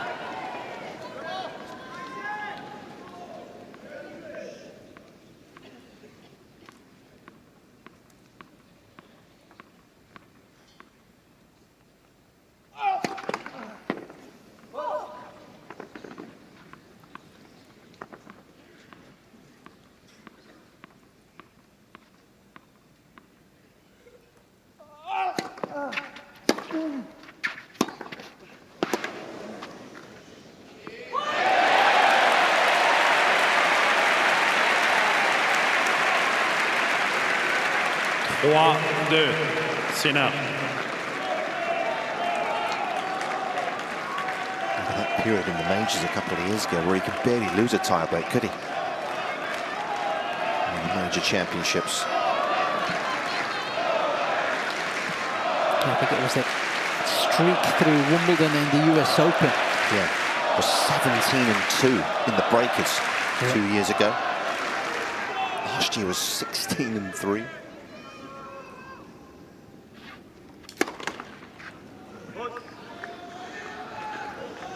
S'il vous plaît.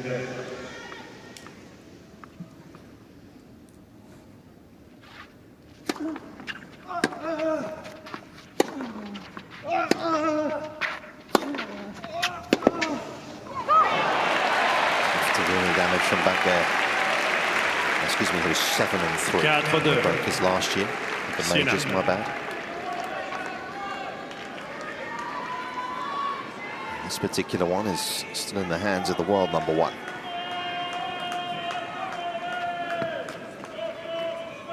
Always thought that was such a big point in a tiebreaker, 3-all versus 4-2. From a psychological point of view, you've got twice as many points as your opponent when you change ends.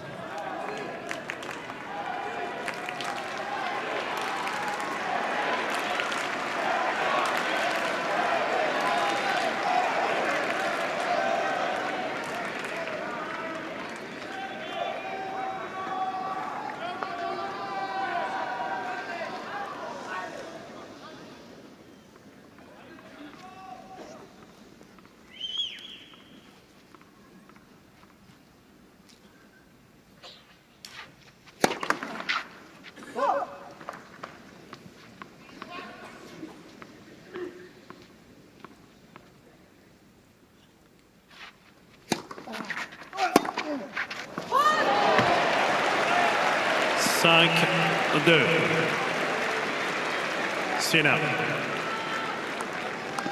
That is so un-Novak-like.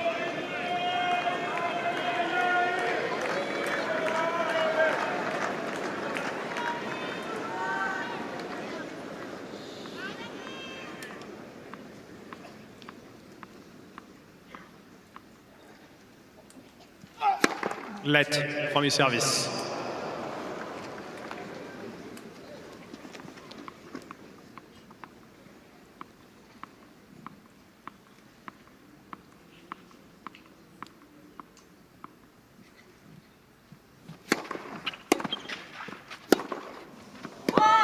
Six, 2. Sinner.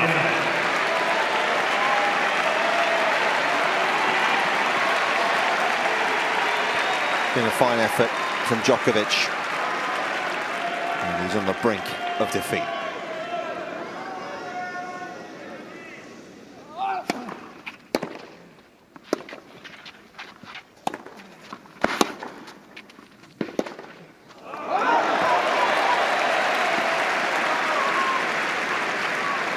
Six, 3. Sinner.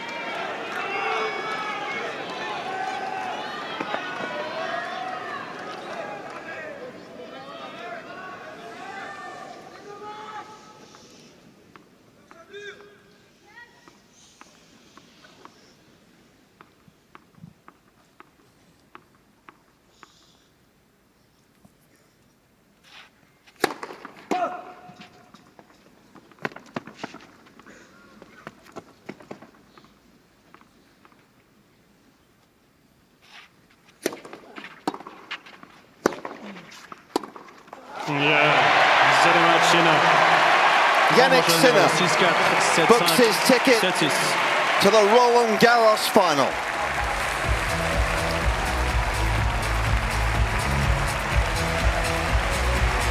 He takes out the former champion under the lights here in Paris to record a 20th successive win at a major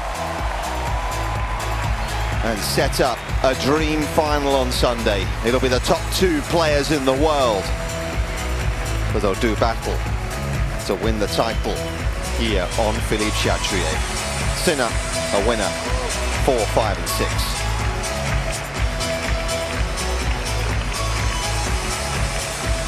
That was a great battle. I think the exuberance and youth triumphing over the experience and the age of Novak.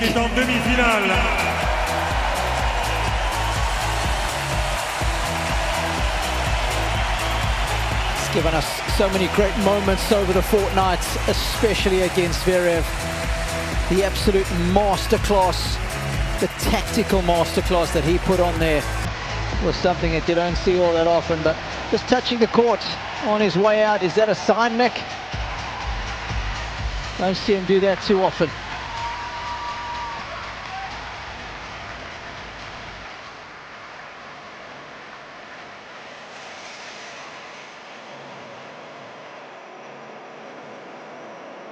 But Sinner with all the answers this evening.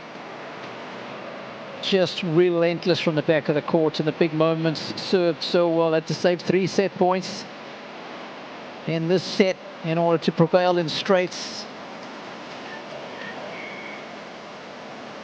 And it's 5 wins in the last 6 against Novak for the world #1 now. Let's hear from him alongside Alex Correia. Thank you, Jannik. Thank you, Novak, for matches like tonight. Is that why we love our sport? Thank you so much.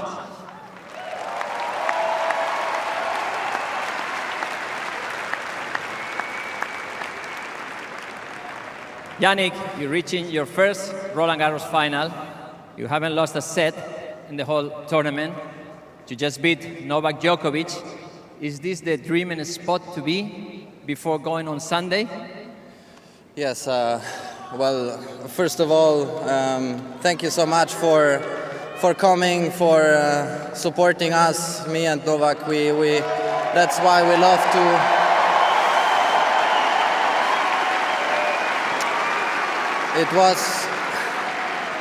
it was such a special occasion for me playing against Novak in the semi-final of a Grand Slam. It's just amazing, no? And I had to step up. I had to play my best tennis I could. I'm very happy how I handled the situations, but this shows again what a role model he is for all of us, and especially for us young players. Playing like this tennis with that what he's doing is incredible. So I wish him only the best for the rest of the season, and yeah, I think we are all very, very lucky to see him playing such a high level tennis. So it's amazing.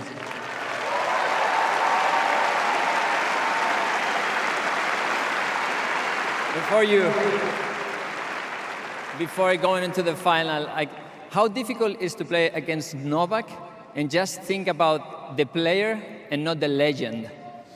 Yeah, exactly. That's very difficult. You know, he achieved so many things. He's the best player in history of our sport, and playing against him here, it's amazing.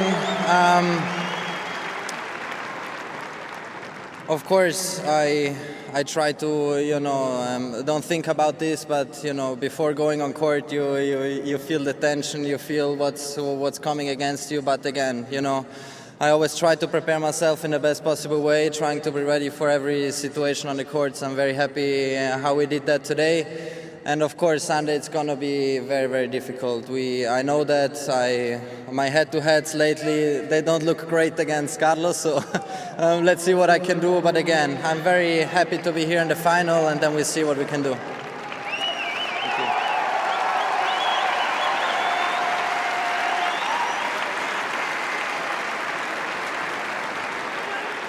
And to finish, because you need to recover, how much do you enjoy this victory before going into the final? Like, do you have any minute, any hour before thinking again? Because you're taking Carlitos' name already into the court. I didn't want to bring it, but you brought it.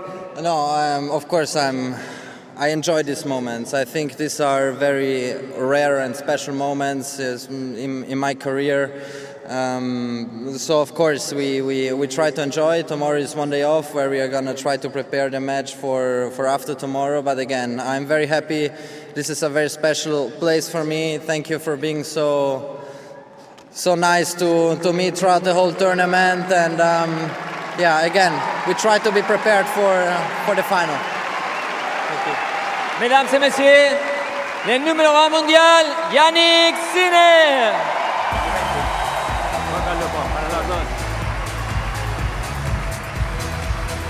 Such a class act in everything he does, Jannik Sinner. Referencing, of course, the tough challenges he's had against Alcaraz. He's lost 4 in a row. If you break it down to the majors, they played 3 times in the majors, and twice it's gone to 5 sets. Sinner's only win coming at Wimbledon back in 2022. Simply going to have to defy the odds, isn't he, Nick? He's currently playing against Carlos. He's talking about the challenges, and it feels very much like he's pushing against a door that says pull. But that's why we lace him up.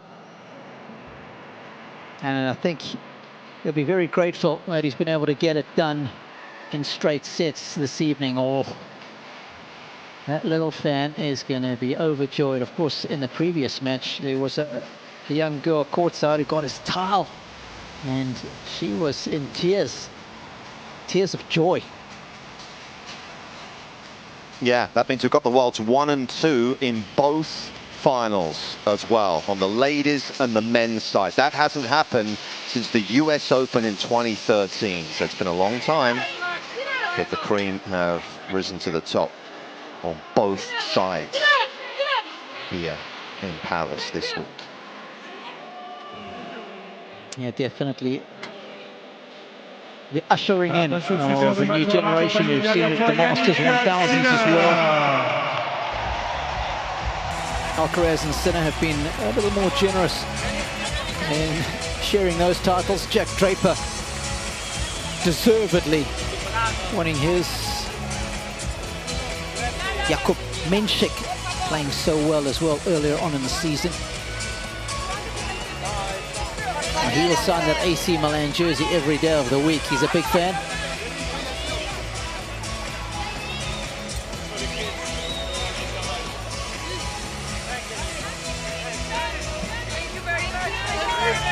You really get the feeling as well, Nick, that he savors these moments as well. How often have we spoken to many great former players, and they often say to us, I wish we had savored some of our wins more, especially in tournaments. But even big wins like this against a legend of the sport, you could see how much it means to him. Was that a goodbye from Djokovic? Never seen him touch down and feel the court like that all that often. I've seen him bite the grass, but that was different. This guy's play was different tonight. He has been outstanding from the first round through the semi-finals. No one has been able to extract a set off of him. Thank you very much for being here with us. We wish you a wonderful evening, wonderful night. See you tomorrow. 3 p.m. Didn't play for 3 months, of course, due to the suspension. 11 a.m. on all the other courts. I was quite sure what sort of form he was going to come back with, but we know now. And of course, two players who know each other so well from their Monte Carlo days when Sinner moved down there with Riccardo Piatti. They trained a lot together.